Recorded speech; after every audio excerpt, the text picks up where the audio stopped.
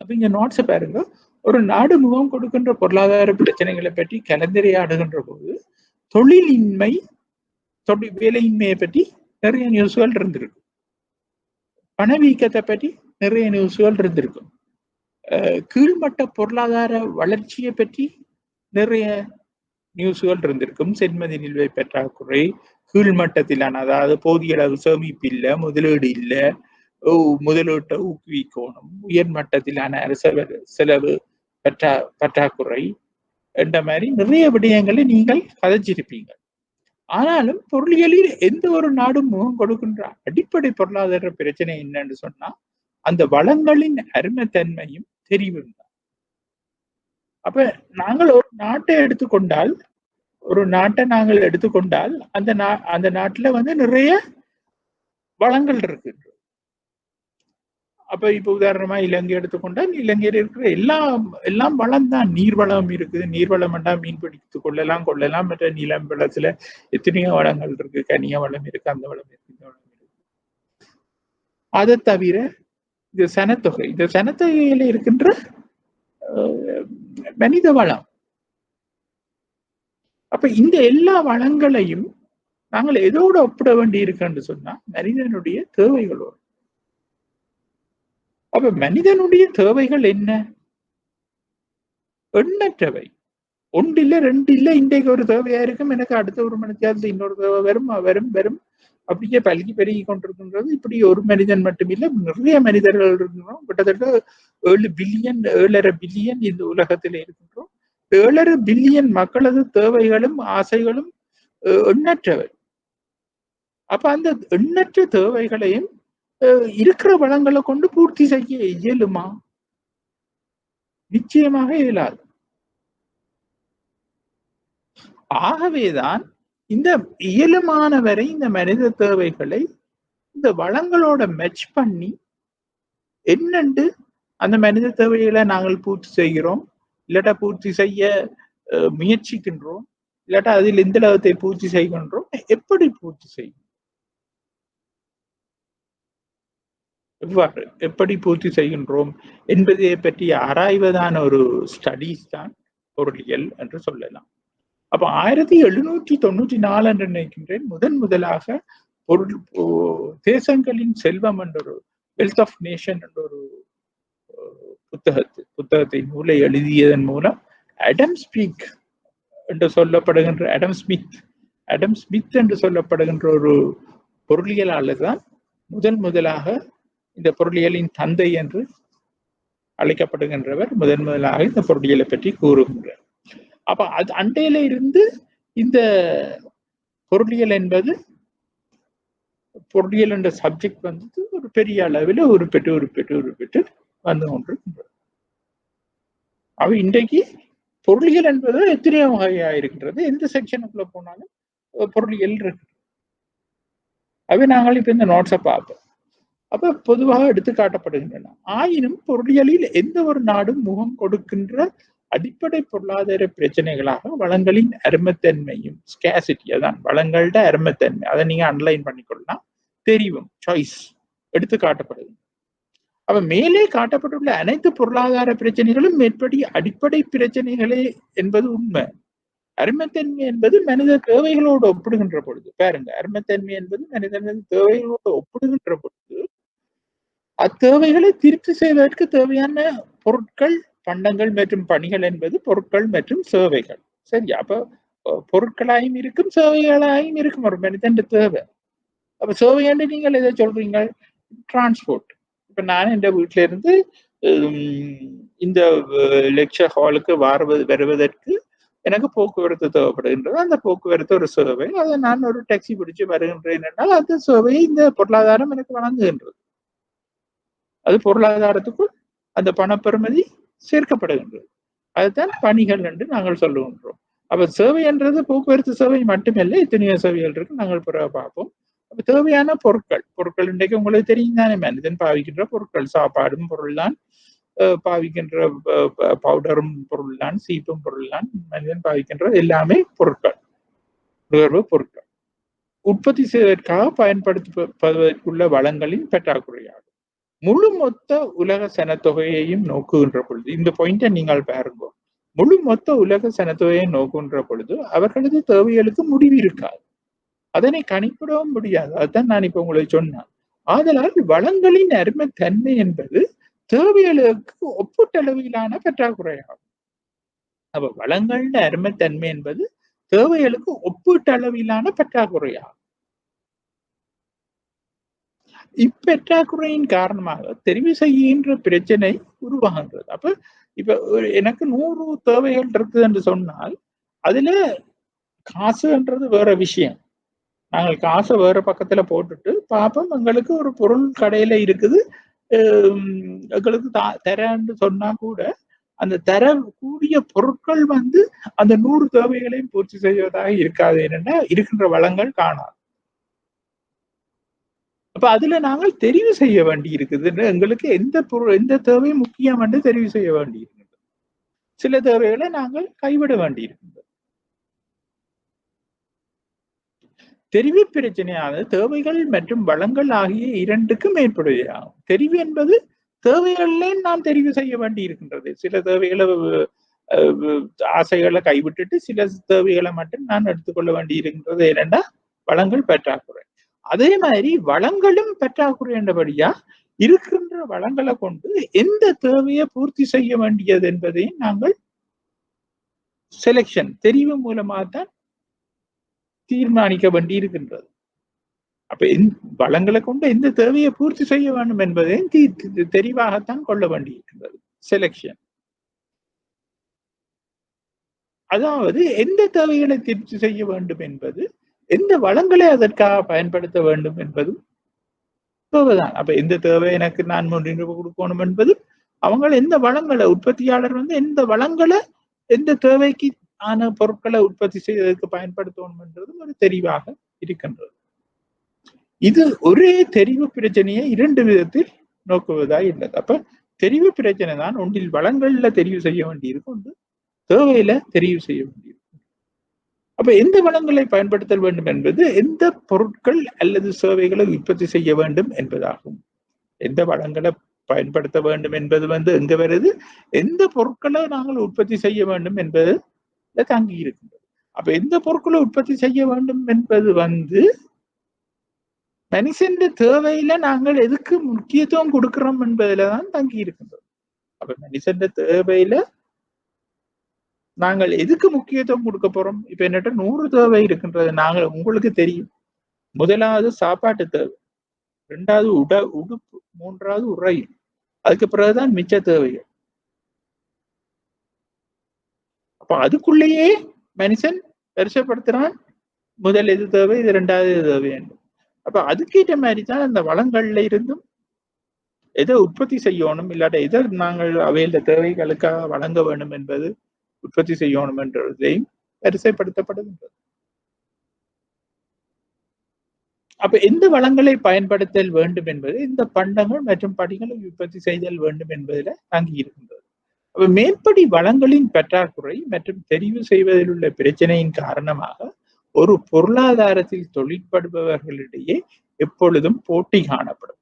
அப்ப ஏன் பொருளாதாரத்தில் தொழிற்படுபவர்களுடைய போட்டி காணப்படுது? வளங்கள் பற்றாக்குறை, மனித தேவைகள் கூட.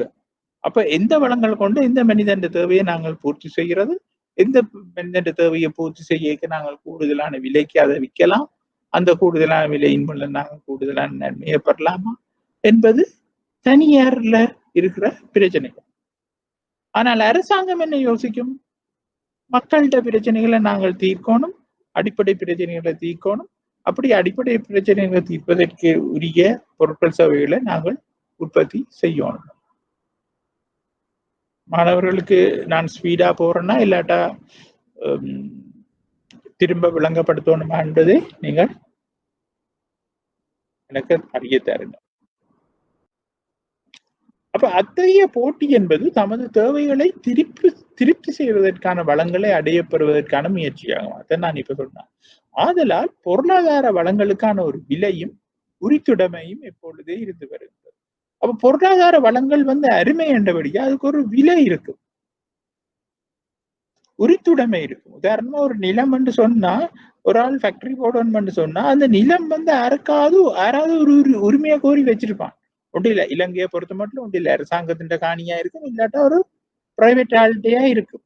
அப்ப அந்த ஒரு பொருளை உற்பத்தி செய்ய போறவன் வந்து அந்த காணிய வேண்டோனும் இல்லாட்டா வாடகைக்கு எடுக்கும்.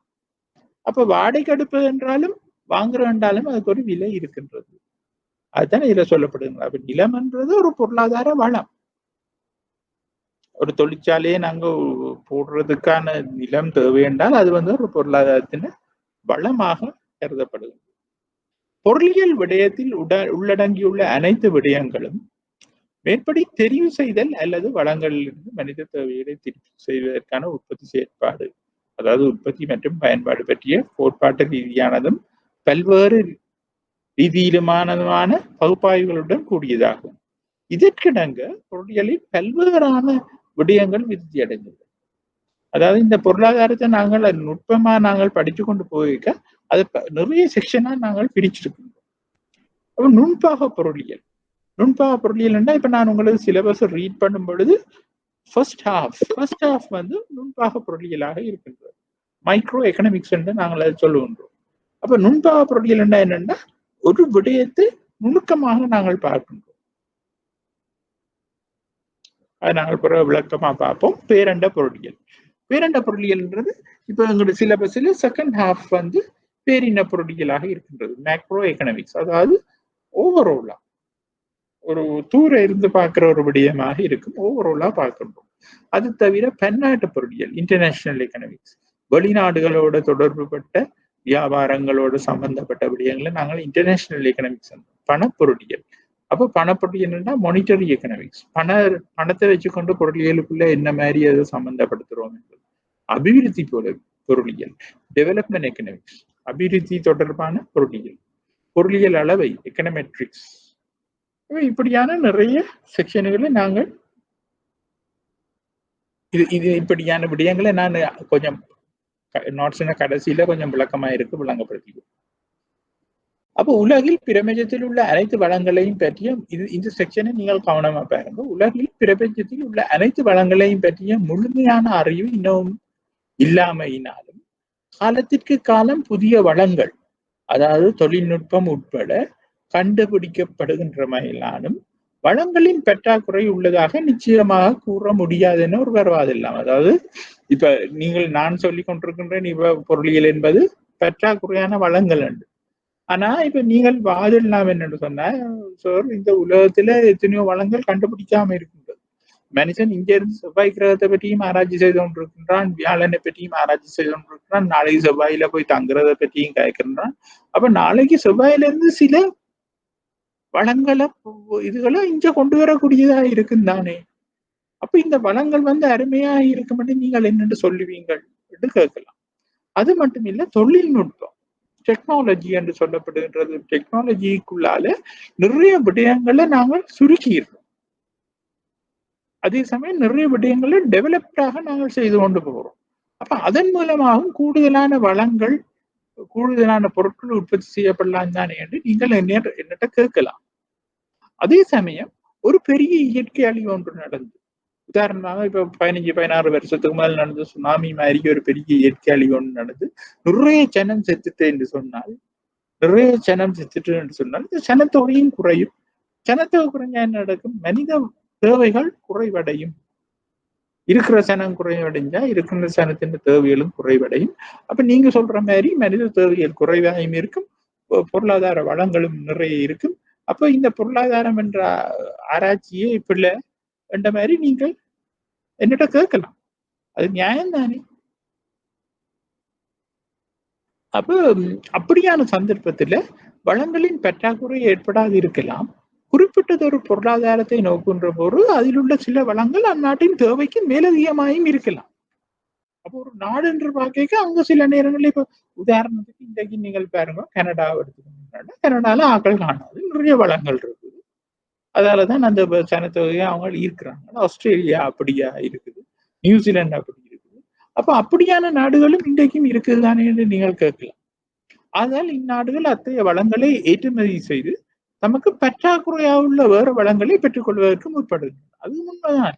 அப்ப அந்த நாடுகள் என்ன செய்து தங்களோட வளங்களை வேற நாடுகளுக்கு கொடுத்து தேவைப்படுற வேற நாடுகளுக்கு ஏற்றுமதி செய்து தங்களுக்கு தேவையான ஒரு சின்ன கொஞ்சம் கொஞ்சம் தேவைகள் இருக்கின்ற வளங்களை இறக்குமதி செய்து கொள்ளலாம். அப்ப எந்த ஒரு வளத்திற்கும் ஒரு விலையும் ஒரு உரித்துடைமையும் செலவும் உருவாகும் எனில் அது பற்றாக்குறையானது ஒரு வளமாக இருக்கும். அப்போ ஒரு வளம் இருக்குது என்று சொன்னால், வளம் என்று நான் இங்க கதைக்கிறது தம்பி ரிசோர்ஸ் என்று சொல்லப்படுகின்ற ரிசோர்ஸை கைக்கிறோம். அப்ப எந்த ஒரு வளத்துக்கும் விலையும் ஓனர்ஷிப்பும் செலவும் இருக்கும் என்று சொன்னால், அது உற்பத்தி செய்யறது செலவும் இருக்கும் என்று சொன்னால், அது ஒரு பற்றாக்குறையான ஒரு வளம். ஸ்கேசிட்டி இருக்குன்னு சொல்லுவோம். ஸ்கேசிட்டி. உலகின் எல்லா நாடுகளிலும் மக்கள் எதிர்நோக்குகின்ற பொருளாதார கஷ்டங்களை ஆராய்கின்ற பொழுது மனித தேவைகளுக்கு ஒப்பீட்டளவில் வளங்கள் பற்றாக்குறையாகத்தான் இருக்கின்றன. அப்ப இன்றைக்கு நாங்கள் உலக ரீதியாக நாங்கள் பார்த்தோம்னா மனித தேவைகளுக்கு பற்றாக்குறையாகத்தான் பொருட்கள் இருக்கின்றது. ஒரு சின்ன உதாரணம் கவனிச்சு பாருங்க. இப்ப இந்த COVID-19க்கு வேக்சினேஷன் வந்துட்டு சொல்லிங்க. அந்த வேக்சினேஷன் ப்ரொடியூஸ் பண்ணப்பட்டு கொண்டிருக்கிறது. அப்படி ப்ரொடியூஸ் பண்ணப்பட்டு கொண்டிருக்கும் பொழுது கூட நீங்க கவனிச்சு பாருங்க, பற்றாக்குறையா தானே இருக்குது. ஏன்னா இலங்கை மாதிரி ஒரு நாட்டுக்கு அந்த வேக்சின் வருவதற்கு ஒரு 2 வருடங்கள் கூட எடுக்கலாம். இன்றைக்கு அது சரியான முறையில் வழங்கப்பட்டு கொண்டிருந்தார். அப்ப இதுல இருந்தே விளங்குதுதானே வளங்கள் பற்றாக்குறை. அப்ப உலகில் எல்லா நாடுகளிலும் மக்கள் எதிர்நோக்குகின்ற பொருளாதார கஷ்டங்களை ஆராய்கின்ற பொழுது மனித தேவைகளுக்கு ஒப்பீட்டளவில் வளங்கள் பற்றாக்குறையாக உள்ளது என்பதை எதிர்ப்பின்றி ஏற்றுக்கொள்ளல் வேண்டும். எதிர்காலத்தில் வளங்கள் கண்டுபிடிக்கப்படலாம் என்ற கருதுகோளின் அடிப்படையில் பொருளியல் பகுப்பாய்வுகள் மேற்கொள்ளப்படுவதில்லை. அப்ப அதுகள் எல்லாம் புல்ஷிட். நாங்கள் அதை பற்றி நாங்கள் யோசிக்கிற இல்லை. அப்படி வரலாம் இப்படி வரலாம் வந்த பிறகு நாங்கள் யோசிப்போம். ஆனா இன்றைக்கு இதுவரை காலமும் மனித தேவைகள் என்ன தேவையாகவும் மனித வளங்கள் அருமையாகவும் காணப்பட்டதாலதான் இந்த பொருளாதாரம் என்றதை கற்க வேண்டி வந்திருக்கின்றது என்பதை நீங்கள் விளங்கிக் கொள்ளுங்கள். அப்ப இப்ப நாங்கள் இதுல படிச்ச செக்ஷன்ல ஏதாவது உங்களுக்கு விளங்கலைன்னா ஒரு 1 minute தாரேன், என்னிடம் பரிமாறிக்கொள்ளுங்கள், நாங்கள் அதை கிளியர் பண்ணி கொள்ளலாம்.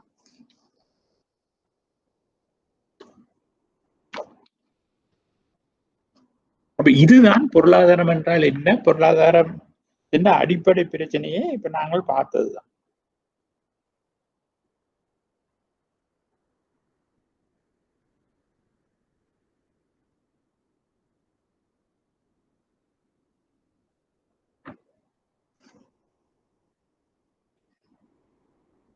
அப்ப அடுத்ததை நாங்கள் பார்ப்போமா இருந்தால் அடிப்படை பொருளாதார முறைமைகள். அப்ப இதுல இந்த பொருளாதாரங்களை வச்சு கொண்டுதான், அதாவது அருமை தெரிவு அதை நீங்கள் நினைவு வச்சு கொண்டுங்க. அருமைண்டா ஸ்கேசிட்டி, தெரிவண்டா செலெக்ஷன். அதே சமயம் வளங்கள் ரிசோர்சஸ் லிமிட்டடாக இருக்கின்றன. அப்ப இந்த அடிப்படை பொருளாதார உலகத்துல இருக்கிற அடிப்படை பொருளாதார முறைமைகள் எல்லாம் இந்த கேள்வி நாங்கள் இவ்வளவு நேரம் படிச்ச அந்த கேள்விகளை வச்சு கொண்டுதான் உருவாகி இருக்கின்றது. அப்ப உங்களுக்கு தெரியும், மேற்குலக நாடுகளான அமெரிக்கா, கனடா, UK, மேற்கு ஐரோப்பிய நாடுகள் எல்லாம் அந்த காலத்துல நாங்கள் சொல்லி கொண்டிருந்தோம் முதலாளித்துவ நாடுகள். முதலாளித்துவ நாடுகள் என்றால் அந்த பொருளாதார வளங்கள் எல்லாம் தனியாருக்கு சொந்தமாக இருக்கு. நாங்க படிச்ச அந்த வளங்கள் உரித்துடைமை அரசாங்கத்துக்கு இருக்காது, தனியாருக்கு இருக்கும். அதைத்தான் நாங்கள் சொல்லுகின்றது சந்தை பொருளாதார முறை, அதாவது மார்க்கெட் பேஸ்ட் எக்கனமி. அப்ப நாங்கள் அது தனியாருக்கு சொந்தமான முதலாளித்துவ பொருளாதாரம் என்று நாங்கள் அதை சொல்லாம மார்க்கெட் பேஸ்ட் எக்கனமி என்று சொல்லுகின்றோம். சந்தை தான் தீர்மானிக்கின்றது. அப்ப நாங்கள் நோட்ஸை பார்ப்போம். உலகின் பல்வேறான நாடுகளினதும் பொருளாதாரங்களில் உற்பத்தி செயற்பாடு நடைபெறுகின்ற விதத்தினையும் சூழலையும் பகுப்பாய்வு செய்கின்ற பொழுது பொருளாதாரங்களை முக்கியமான 3 வகைகளாக வகைப்படுத்தலாம். அவை சந்தை அடிப்படையிலான பொருளாதார முறை. இதைத்தான் நாங்கள் முதலாளித்துவ பொருளாதாரம், கேபிட்டலிஸ்ட் எக்கனமி என்று சொல்லிக் கொள்வோம். ஆனால் இப்ப அதை மார்க்கெட் பேஸ்ட் எக்கனமி என்று சொல்றோம். இந்த மார்க்கெட் பேஸ்ட் எக்கனமி இன்றைக்கும் நீங்கள் நம்பர் 1 எக்கனமியாக மேற்குலக நாடுகள் அடிப்படையாக கொண்டு அவையில் தான் முன்னணியில நிக்கிறோம்.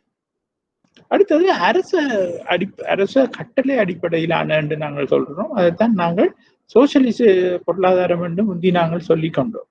அதாவது ரஷ்யா, யுஎஸ்எஸ்ஆர், சைனா, வியட்நாம் அப்படியான கியூபா அப்படியான நாடுகளிலே காணப்பட்ட அந்த சோசியலிச பொருளாதார முறையைத்தான் நாங்கள் அதன் பெயரை மாற்றி அரச கட்டளை அடிப்படையிலான பொருளாதார முறை என்று சொல்லிக் கொள்கின்றோம்.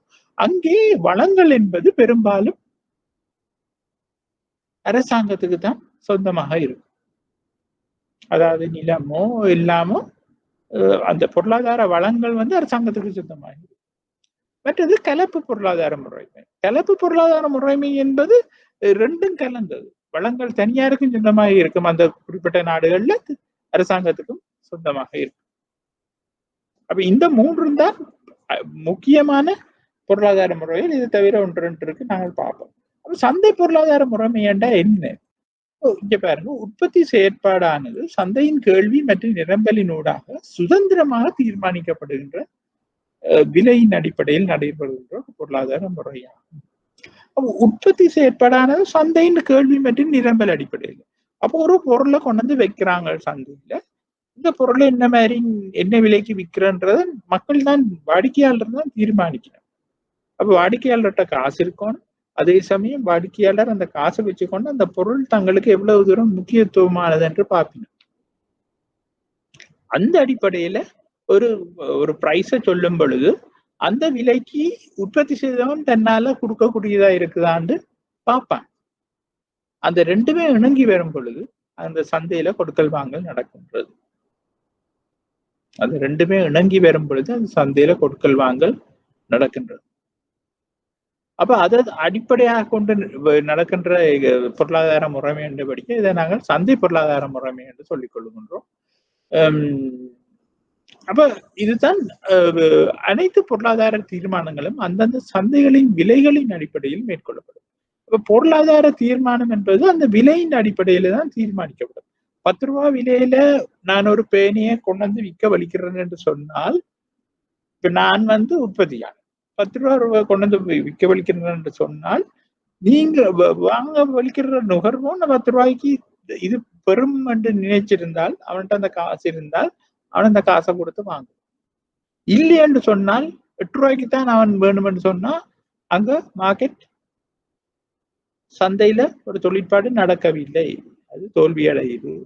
நான் சொல்றேன் எனக்கு 8 ரூபாய்க்கு தரையில, அப்ப நான் வீட்டை கொண்டு போய், அப்ப அவர் வந்து 8 ரூபாய்க்கு தரையில் மண்டா தாங்கணுட்டு அவரும் போயிடுவார். அப்ப அவர் 8 ரூபாய்க்கு கேட்க என்னால் 8 ரூபாய்க்கு கொடுக்க கூடியதா இருந்தால் அது வந்து 8 ரூபாய் தான் அந்த பொருளோட விற்பனை விலை, 10 ரூபாய் அல்ல. நான் 10 ரூபான்னு சொல்லி கொண்டு வந்ததுக்கேன்னா என்னால் 8 ரூபாய்க்கு தான் கொடுக்க முடியா இருந்தேன்னு சொன்னால், அப்ப இங்க விலைதான் முக்கியமாக பொருளோட இதை தீர்மானிக்கிறது. விற்பனை கொள்வனவை தீர்மானிப்பது விலை. அதனாலதான் அதை விலை பொறிமுறை என்று நாங்கள் சொல்லிக் கொள்கின்றோம்.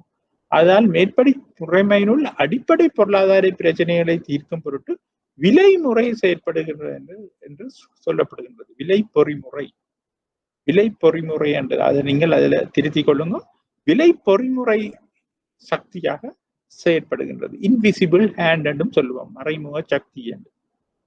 மறைமுக கை விலை பொறிமுறை தான் இந்த சந்தையில, இந்த பொருளாதாரத்துல சந்தை தீர்மானங்கள் எல்லாத்தையும் எடுக்கின்றது. இதில் எந்த ஒரு பண்டத்தின் அல்லது பணியினது கேள்வி மற்றும் நிரம்பல் இடைவெளியின் காரணமாக அதன் விலைகள் அதிகரிப்பது அல்லது வீழ்ச்சி அடைவதன் மூலம் கேள்வி மற்றும் நிரம்பல் நிலைமைகள் எப்போதும் சமநிலையை நோக்கி செல்லுகின்ற போக்கை காணலாம். கேள்வி மற்றும் நிரம்பல் நிலைமைகள் எப்பொழுதும் சமநிலையை நோக்கி செல்லுகின்ற போக்கை காணலாம். அப்ப நாங்க கேள்வி நிரம்பல் என்றால் என்னன்றதை நாங்கள் பிறகு பார்ப்போம். இப்ப நீங்கள் மேலோட்டமா இதை விளங்கி கொள்ளுங்க. அப்ப கேள்வி நிரம்பல் சமநிலை என்பது தெரிவி பிரச்சனை பற்றிய தீர்வு நிலையாகும். இந்த முறைமையில் வளங்களின் உரித்துடைமை தனிநபர்களை சார்ந்துள்ளதோடு சந்தை தொழிற்பாடுகளில் அரசு தலையீடு இருக்காது.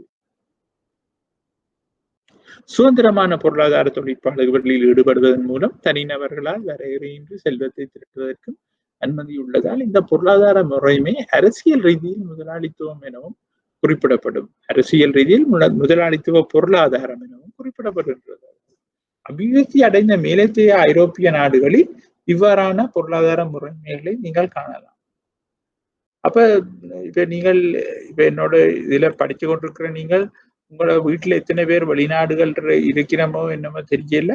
அப்ப அந்த அனுபவ ரீதியாக நீங்க அப்படி யாராவது இருந்தால் உங்களோட ஃப்ரெண்ட்ஸ் இல்லாட்டா அண்ணன் தம்பி யாராவது இருந்தால் நீங்கள் அவர்கள்ட்ட கேட்டு பார்க்கலாம் அந்த முதலாளித்துவ பொருளாதாரம் என்ன மாதிரி அந்த அந்த நாடுகள்ல இருக்குது உங்களுக்கு பொருளியல் கொஞ்சம் கொஞ்சம் விளங்கி இருந்தால். உதாரணமாக அங்க பணம் தான் முக்கியம். பணம் தான் முக்கியம் என்பது அங்க இருக்கின்ற மக்கள்கிட்ட மனோநிலையையும் அப்படியே மாத்தி கொண்டு போகும். அதே சமயம் ஒரு ஒரு ஒரு பொருளை வாங்குவதற்கு காசு இல்லைன்னா நீ போயிட்டு வாண்டு. இப்ப இலங்கையில எல்லாம் அப்படி இல்லை. நாங்கள் ஒரு மனிதாபத்தன்மையோட சில நேரங்கள்ல நாங்கள் இந்த அதை கொண்டு போகணும் கடைக்காரன் கொடுத்து விடுவான், இல்லாட்டா நாங்கள் ஏதாவது செய்வாங்க. அப்படி பொருளுக்கு காசு இல்லையான்னு சொன்னால் இல்லை, ஒரு ஒரு சின்ன தொகை, அதாவது இலங்கை காசுல ஒரு 5 ரூபா குறையுதுன்னாலும் கொடுக்க மாட்டோம். அப்ப அங்க என்ன நடக்குது என்று சொன்னால் ஏதோ ஒரு வகையில அந்த வசதியற்றவனுக்கு அந்த பொருளை வாங்குவதற்குரிய வசதி தன்மையை அரசாங்கம் ஏற்படுத்தி கொடுக்குது. அப்படி அரசாங்கம் தலையிட்டு அந்த வசதியற்ற ஒரு நுகர்வோனுக்கு அந்த வசதியை கொடுத்து இப்ப வேண்டு கடையில போய் வேண்டுன்னு சொல்லி அந்த முதலாளித்துவ பொருளாதாரத்தை இல்லாட்டா மார்க்கெட் பேஸ்ட் எக்கனமியை ரன் பண்ண வைக்கின்றது. அப்ப அந்த அந்த அந்த வசதியற்றவனுக்கு அந்த அரசாங்கம் அந்த காசை கொடுக்கின்றபடியால் அங்க நாங்கள் அதை சொல்லிக் கொள்றது அரசாங்கத்தின் தலையீடு இருக்கின்றது. அந்த நாங்கள் இதுல சொன்ன மாதிரி விலை தான் எல்லாத்தையும் தீர்மானிக்குது. ஆனாலும் அந்த வசதியற்றவனுக்கு கொஞ்சம் காசை கொடுத்து அரசாங்கம் அதுக்குள்ள தலையிட்டு ஸ்மூத்தாக அந்த எக்கனமியை ரன் பண்ண வைக்கின்றது. அப்ப அரசாங்க தலையீடு ஒரு விரும்பியோ விரும்பாமலோ அங்கே காணப்படுகின்றது. அப்ப இந்த பண்புகளை நாங்கள் ஒரு இதுல நாங்கள் பார்த்து கொள்ளலாம். பார்த்தா எங்களுக்கு டக்குன்னு விளங்கும். தனியார் சொத்துரிமை உடைமைகள் எல்லாம் தனியாரிடம் இருக்கு. நாங்கள் அது என்ன மாதிரி உடைமைகள்ன்றதை பிறகு நாங்கள் பார்க்க போகிறோம். உடைமைகள் எல்லாம் தனியாரிடம் இருக்கும். தனியார் தான் தொழில் நடத்துகிறோம். உதாரணமாக ஒரு ஃபேக்டரி, இந்த தண்ணி போத்தில் செய்யற ஃபேக்டரி உண்டு யூகேலயோ கனடாலயோ இருக்கான்னு சொன்னா அங்க ஒரு நிச்சயமாக ஒரு தனியார்கிட்ட தான் அது இருக்கும். அப்ப அவன் தான் அந்த தொழில் முயற்சியை கொண்டு செலுத்துவான். தனியார் என்று சொல்லும் பொழுது அதுக்குள்ள நீங்கள் நிறைய படிச்சீங்களோ படிக்கலையே தெரியல, தனியார் ஒரு தனி உடைமையான ஆளும் இருக்கலாம், ஒரு பங்குடைமை முயற்சியின் மூலம் செய்கிறவனாயும் இருக்கலாம், இல்லாட்டா ஒரு கம்பெனியை ஃபார்ம் பண்ணி பிரைவேட் கம்பெனியோ பப்ளிக் லைபிலிட்டி கம்பெனியோ உருவாக்கி அது தனியார் தான் கொண்டு நடத்துவார். அப்ப அப்படி கொண்டு நடத்தும் போது அவர்களுடைய முக்கிய நோக்கம் லாப நோக்கம். அதுக்கு பிறகுதான் மெட்டது. அப்ப அதை நீங்க அண்டர்லைன் பண்ணிக்கொள்ளலாம். லாப நோக்கம் முக்கிய நோக்கம். அப்ப நுகர்வோர் இறைமை காணப்படும். என்றால் நுகர்வோர்ட ஆட்சி இருக்கும். அதாவது இந்த நுகர்வோர் விரும்பும் பொருட்கள் தான் உற்பத்தி செய்யப்படும். நான் நுகர்வோன் வேண்டும் என்று விரும்புற பொருட்களை தான் அவர் கொண்டு வைக்கணும். இல்லாட்டா நான் வேண்ட மாட்டேன், இல்லாட்டா பிசினஸ் நடக்காது. ஆகவே நுகர்வோரோட ஆட்சி, நுகர்வோர் விரும்புற பொருட்கள் நுகர்வோர் சொல்வான எனக்கு இது 500 ml தாண்டி போத்திலண்டா இது எனக்கானது 1 லிட்டர் போத்தில்கள் தான் நிறைய ஆக்கள் விரும்பினம் என்று கடையில ஒருத்தன் விளங்கி கொண்டானேன்னா அது ஏதோ ஒரு வகையில சந்தை ஆராய்ச்சி மூலமாக உற்பத்தியாளன் அறிவான் 500 ml போட்டில்ஸ் போகுது இல்லை, 1 லிட்டர் உள்ளதுதான் தேவைப்படும் என்று சொல்லி 1 லிட்டரா அடிக்க பலிக்கிறோம். அப்ப அங்க நுகர்வோர் தான் அங்க முக்கியமாக ஆட்சி செலுத்தி. அடுத்தது வரையறுக்கப்பட்ட அரசு தலையீடு. இப்ப நான் உங்களுக்கு ஒரு கதை சொன்னேன், பணம் தான் எல்லா இடம் முதலாளித்துவ நாடுகள்ல முன்னுக்கு நிற்கும். அப்ப அந்த பணத்தை உற்பத்தி செய்ய உதாரணத்துக்கு நீங்க கவனிச்சு பார்க்கலாம். அதாவது இங்க ஆரம்பத்திலே 30-40 வருஷத்துக்கு முதல்ல இங்க இருந்து வெளிநாட்டுக்கு போனார்கள் அந்த டோல் காசு எடுத்துக்கொண்டிருக்கணும். அதாவது இங்க இருந்து போனாக்கள் ஒரு வகையில அகதிகள் அந்தஸ்துல அந்த உரிமைகளை கேட்க அந்த அரசாங்கம் சொல்லுது, நீங்கள் வேலை செய்யல, உங்களுக்கு செலவுக்கு காசு பண்ணு, வீக்லி கொஞ்சம் காசை கொடுக்கும். அது அரச தலையீடு. நான் சொன்ன மாதிரி அவையல்கிட்ட சாமான் வேண்ட காசு இல்லையானு அரசாங்கம் காசை கொடுக்குது, நீங்கள் வேண்டுங்க அந்த மார்க்கெட்டை போய் டிஸ்டர்ப் பண்ணாங்க, அங்க போய் கெஞ்சி கொண்டு நிற்காங்க, பிச்சை எடுக்காங்க, அவன் சாமான் தர மாட்டான். அப்ப அங்க வறுமை கோட்டுக்கு கீழே இருக்கிற அங்க உள்ள சனங்களுக்கும் இதை அரசாங்கம் கொடுக்குது. அப்ப நவீன தொழில்நுட்ப பயன்பாடு என்பது லாப நோக்கம் முக்கியம் என்றபடியா, ஒவ்வொரு தனியாருக்கும் லாப நோக்கம் முக்கிய நோக்கம் என்றபடியா தங்களுடைய உற்பத்தி செலவை குறைக்க விரும்புது. உற்பத்தி செலவை குறைக்க மட்டுமில்ல, கூடுதலான பொருட்களை விற்பனை செய்து அதன் மூலம் லாபம் அடைய விரும்புகிறது. அப்ப அது ரெண்டுக்கும் இந்த நவீன தொழில்நுட்பம் என்பது தேவைப்படுகின்றது. டெக்னாலஜியின் ஊடாகத்தான் செலவையும் குறைக்கலாம், பொருட்களோட உற்பத்தியையும் கூட்டலாம். மற்றது வருமான ஏற்றத்தாழ்வு நிலவு. அப்ப இப்படியான பொருளாதாரம் உள்ள நாடுகள்ல வருமான ஏற்றத்தாழ்வு, நான் பணக்காரன் நீ ஏழை என்ற ஏற்றத்தாழ்வு கட்டாயம் இருக்கு. அந்த நான் பணக்காரன் என்பவன் லக்ஸரி கார்கள்லயும் லக்ஸரி ஒரு ஏரியாவை எடுத்து லக்ஸரி வீடுகளை கட்டி அப்படி இருப்பதும், மிச்சாக்கள் தங்களோட வசதிக்கு ஏற்ற மாதிரி இடங்கள்ல வாகனத்தை பண்றது, நடந்து போறது, பஸ்ல போறது, அப்படியான தன்மைகள் இருக்கு. ஆனா அங்க வருமானம் குறைவாக உள்ள ஒருத்தன், அப்படியான வளர்ச்சி அடைந்த முதலாளித்துவ நாடுகள்ல வருமானம் குறைவாக உள்ள ஒருத்தன் பணக்காரன் பார்க்க வசதியுடனாக இருப்பான். அப்ப இந்த நன்மைகள் என்னன்னு பார்ப்போம். இப்ப நான் முதலாவது பார்த்துட்டு இருக்கோம். இந்த நன்மைகள் என்ன? போட்டி காரணமாக தரமான பொருட்கள் உற்பத்தி காணப்படும். போட்டி காரணமாக தரமான பொருட்களின் உற்பத்தி காணப்படும். அப்ப ஒருத்தன் மட்டும் இல்லை. உதாரணத்துக்கு தண்ணி போத்தில் என்று சொன்னா அங்க நிறைய பிராண்டுகள்ல தண்ணி போத்தில் இருக்கும். அப்படியான நாடுகள்ல நீங்கள் போய் பார்த்தீங்கன்னா ஏராளமான பிராண்டுகள் இருக்கும். ஐயோ, எது செலக்ட் பண்றது, செலக்ட் பண்ணா விடுவது என்பது ஒரு பெரிய ஒரு நுகர்வோனுக்கு ஒரு பெரிய ஒரு பிரச்சனையா இருக்கு. அப்ப ஒருத்தன் சொல்லுவான், சுவிட்சர்லாந்துல இருந்து வர நீர்வீழ்ச்சியில இருந்து பெறப்பட்ட சுத்தமான தண்ணீர் என்று. ஒருத்தன் சொல்லுவான், இந்த நீர்வீழ்ச்சியில இருந்து நான் கொண்டு வந்த தண்ணீர் அப்படி இப்படின்னு. உண்மையிலேயே குடிச்சு பார்த்தாலும் அப்படித்தான் இருக்கும். ஆனால் போட்டி கூடுதலாக இருக்கும். நிறை தொழில் மட்டம் நிலவும். நிறை தொழில் மட்டம் என்ற வளர்ச்சி அடைந்த நாடு என்றதுக்குரிய ஒரு அடையாளமாக அங்கு வேலையின்மை இல்லாம இருக்கு. எல்லாரும் வேலை செய்வோம். அப்போ கூடுதலான மட்டத்துல, கூடுதலான நேரத்துல நிறை தொழில் மட்டத்தை அந்த நாடு பேணி கொண்டிருக்கும். அப்ப அவ்வளவு உற்பத்திகள் நடக்கும், நிறை தொழில் மட்டம் நடக்கும். வளங்கள் வினைத்திறனாக பயன்படுத்தப்படும். நான் சொன்ன அந்த நாட்டில் இருக்கிற வளங்கள் எல்லாம் மோஸ்ட் எஃபிஷியண்டா யூட்டிலைஸ் பண்ணப்படும். அனாவசியமாக இதுகளுக்கு வளங்கள் பயன்படுத்தப்படாது. தேவையானதுக்கும் மிகவும் வினைத்திறனாக பயன்படுத்தப்படும். திறமைக்கு முன்னுரிமை வழங்கப்படும். திறமை இருந்தா உங்களுக்கு அது சரியான முன்னுக்கு வரக்கூடிய இதுகள் எல்லாம் வழங்கப்படும். நவீன தொழில்நுட்ப பயன்பாடு காணப்படும். டெக்னாலஜி எப்பவுமே ஹை அட்வான்ஸா இருக்கும். பொருள் தட்டுப்பாடு, வரிசை முறை என்பது காணப்படாது. பொருள் தட்டுப்பாடு என்பது காணப்படாது, வரிசை முறை என்பது காணப்படாது.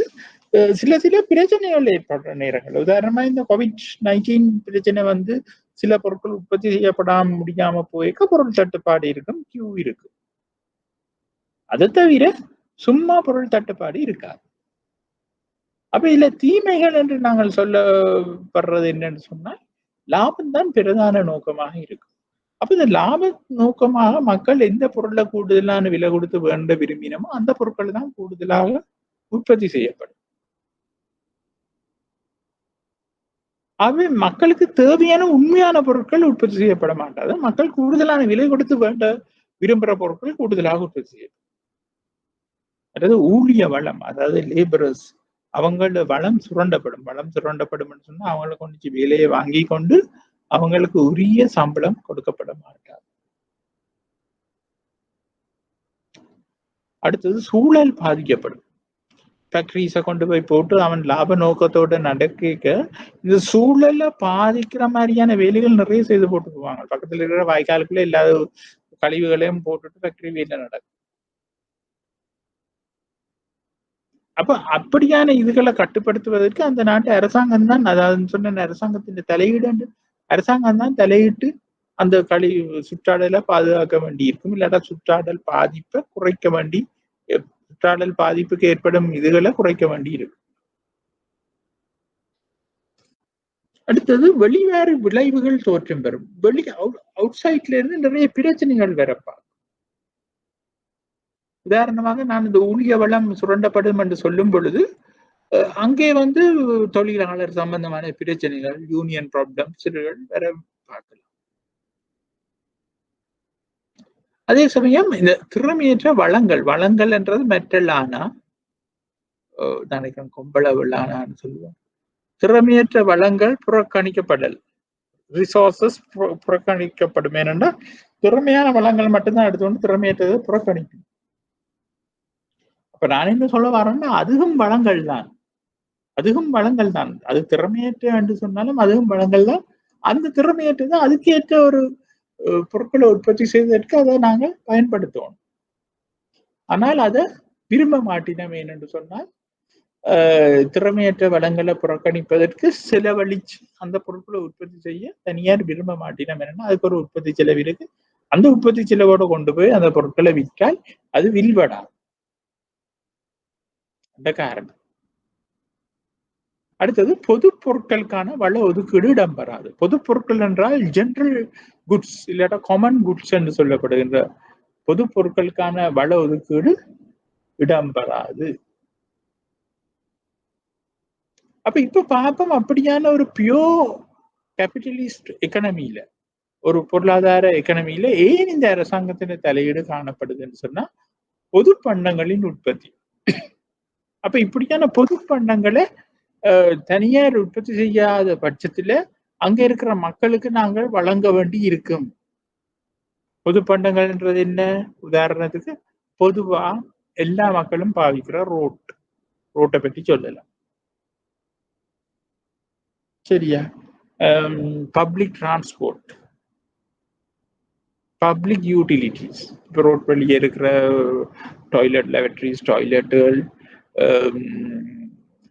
ரோட்டுகள், பப்ளிக் யூட்டிலிட்டிஸ், அதாவது பப்ளிக் டிரான்ஸ்போர்ட், அதுகளில் தனியார் கவனிக்க மாட்டாங்களேன்னா அதால தங்களுக்கு ஒரு வருமானம் இல்லையாண்டு. அடுத்தது தீங்கு விளைவிக்கும் பொருட்களை கட்டுப்படுத்த வேண்டியது அரசாங்கத்தின் கடமை.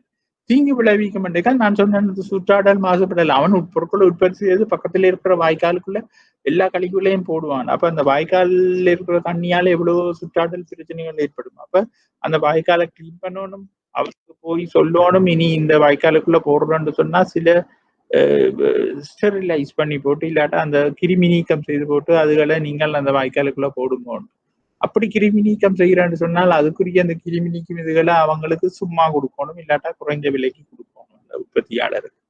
அப்ப அப்படியான விஷயங்கள் அரசாங்கத்தின் தலையீட்டின் மூலமாகத்தான் நடக்கும்.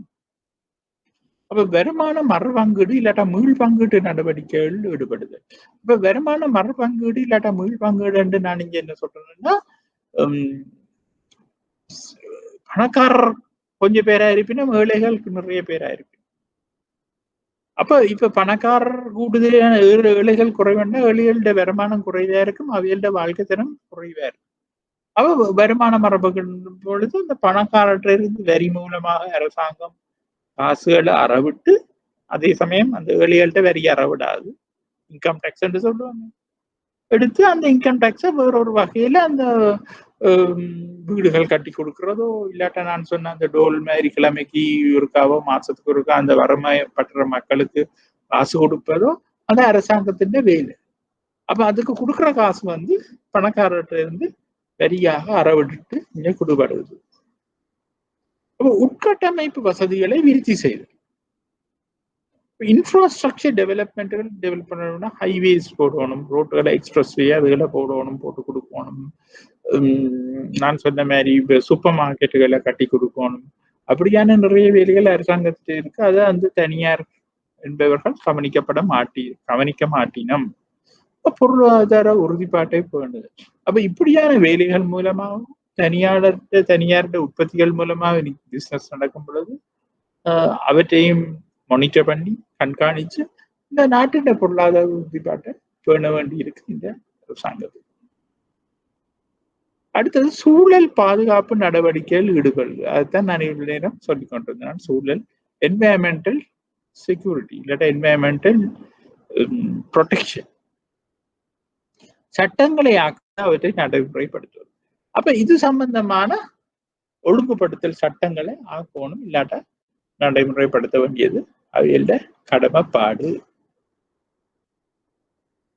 அப்ப ஏதாவது ஸ்பீடா இருக்குதா உங்களுக்கு, இல்ல நான் கூடுதலா வழங்கப்பட்டதுன்னா, இல்லாட்டா நீங்கள் தேவையான பாயிண்ட்ஸ் எல்லாம் அதுக்குள்ள எடுத்துக்கொள்ளலாம். அப்படி இல்லாத பட்சத்துல ஒரு 3-4 நாள்ல உங்களுக்கு இந்த ரெக்கார்டிங் யூடியூபுக்குள்ள வரும். நீங்கள் அதை திரும்பவும் பார்த்து கேட்டு உங்களோட சந்தேகங்களை நீங்கள் தீர்த்து கொள்ளலாம்.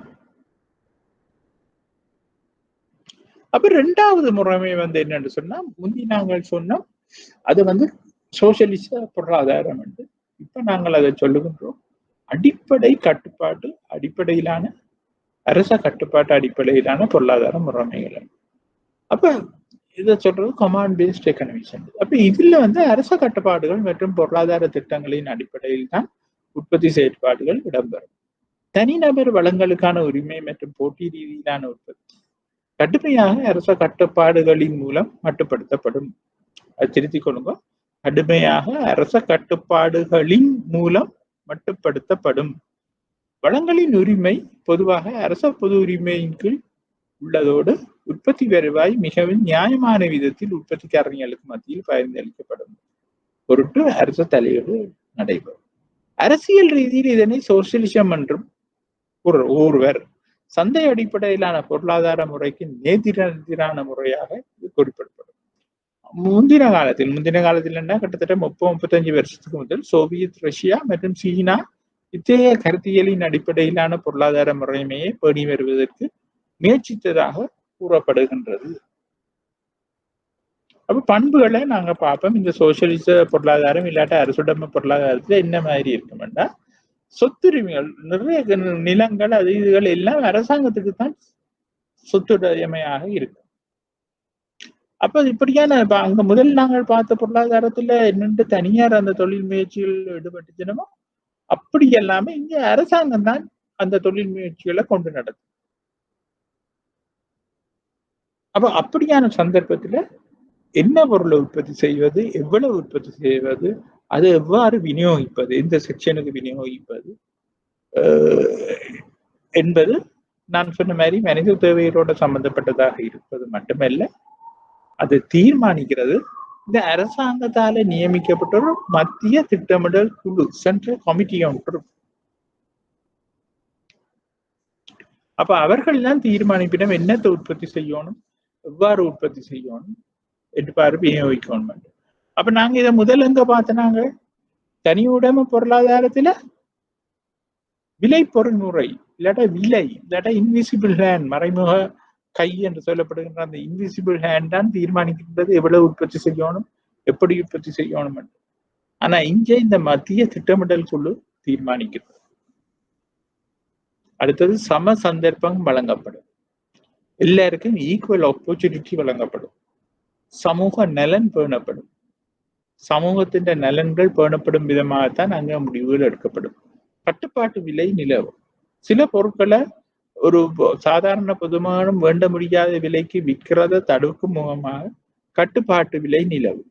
உதாரணமாக இப்ப நீங்க போன கிழமை அதுக்கு முதல் கிழமை நீங்க இங்க கவனிச்சீங்கன்னா, இலங்கையில அரிசியின் விலை கூடிக்கொண்டு போவது சாதாரண பொதுமகனும் வாங்க முடியாத என்ற நிலையில அரசாங்கம் கெசட் பண்ணிச்சு. அதாவது வர்த்தமானி மூலம் வெளியிட்டது அரிசியின் விலைகள் இவ்வளவுதான், சீனியின் விலை இவ்வளவுதான். அப்ப அதுக்கு மேலே விற்க இயலாது, கட்டுப்பாட்டு விலை தீர்மானிக்கப்படும். அவன் நன்மைகள் என்று சொன்னா அதே தான், சமூக நலன் பேணப்படும், சமூக நீதி காணப்படும், ஒரு ஜஸ்டிஸ், ஒரு காமன் சோசியல் ஜஸ்டிஸ் இருக்கு, சம சந்தர்ப்பம் எல்லா பொதுமக்களுக்கும் வழங்கப்படும், அனைவருக்கும் தொழில் வாய்ப்பு வழங்கப்படும். தொழில் வாய்ப்பு என்பது நிறை தொழில் மட்டம், ஆனா எல்லாருக்கும் அந்த சந்தர்ப்பம் வழங்கப்படும். சூழல் பாதிப்பு காணப்படாது. அங்க காணப்பட்ட மாதிரி தனியுடைமையில காணப்பட்ட மாதிரி ஒரு பெரிய அளவிலான இது காணப்படாது. அதாவது சூழல் மாசடைதல் என்பது மோசமாக இருக்காது. ஏனென்றால் அரசாங்கமே அதை தீர்மானிச்சு கட்டுப்பாட்டுக்குள்ள வச்சிருக்கு.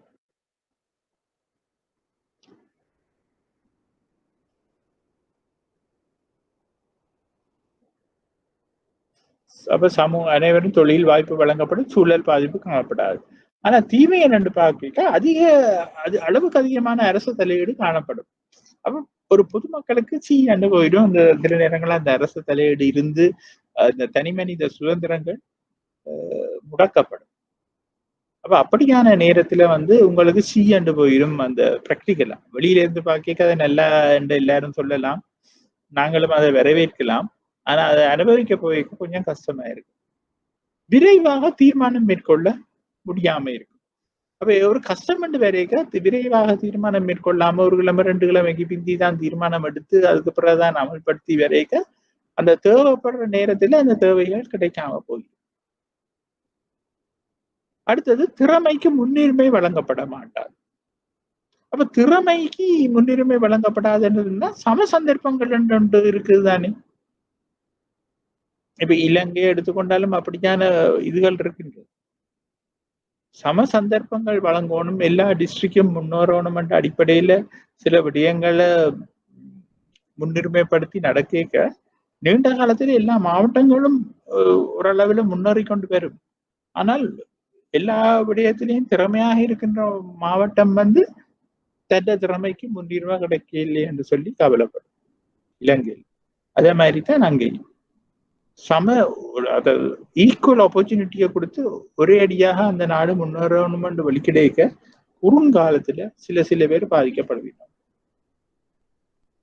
வள விரயம் அதிகமாக காணப்படும். அப்ப இப்படியான வேலைகள் நடக்கும் பொழுது சமூக நீதிக்காகவும் சம சந்தர்ப்பங்கள் வழங்கப்படணும் என்பதற்காகவும் சமூக நலன் பாதுகாக்கப்பட வேண்டும் என்ற காரணத்துக்காகவும் நாங்கள் மினக்கெடுக்க அந்த முதலாளித்துவ பொருளாதாரத்துல காணப்பட்ட மாதிரி அந்த வளங்கள் வந்து வினைத்திறனாக பயன்படுத்தப்பட மாட்டாது. அப்ப பெரிய பெரிய ப்ராஜெக்டுகளை அரசாங்கம் கையாள வேண்டி வரைக்க அந்த அரசாங்கத்துக்கு பெரிய நிதி பற்றாக்குறை ஏற்படும்.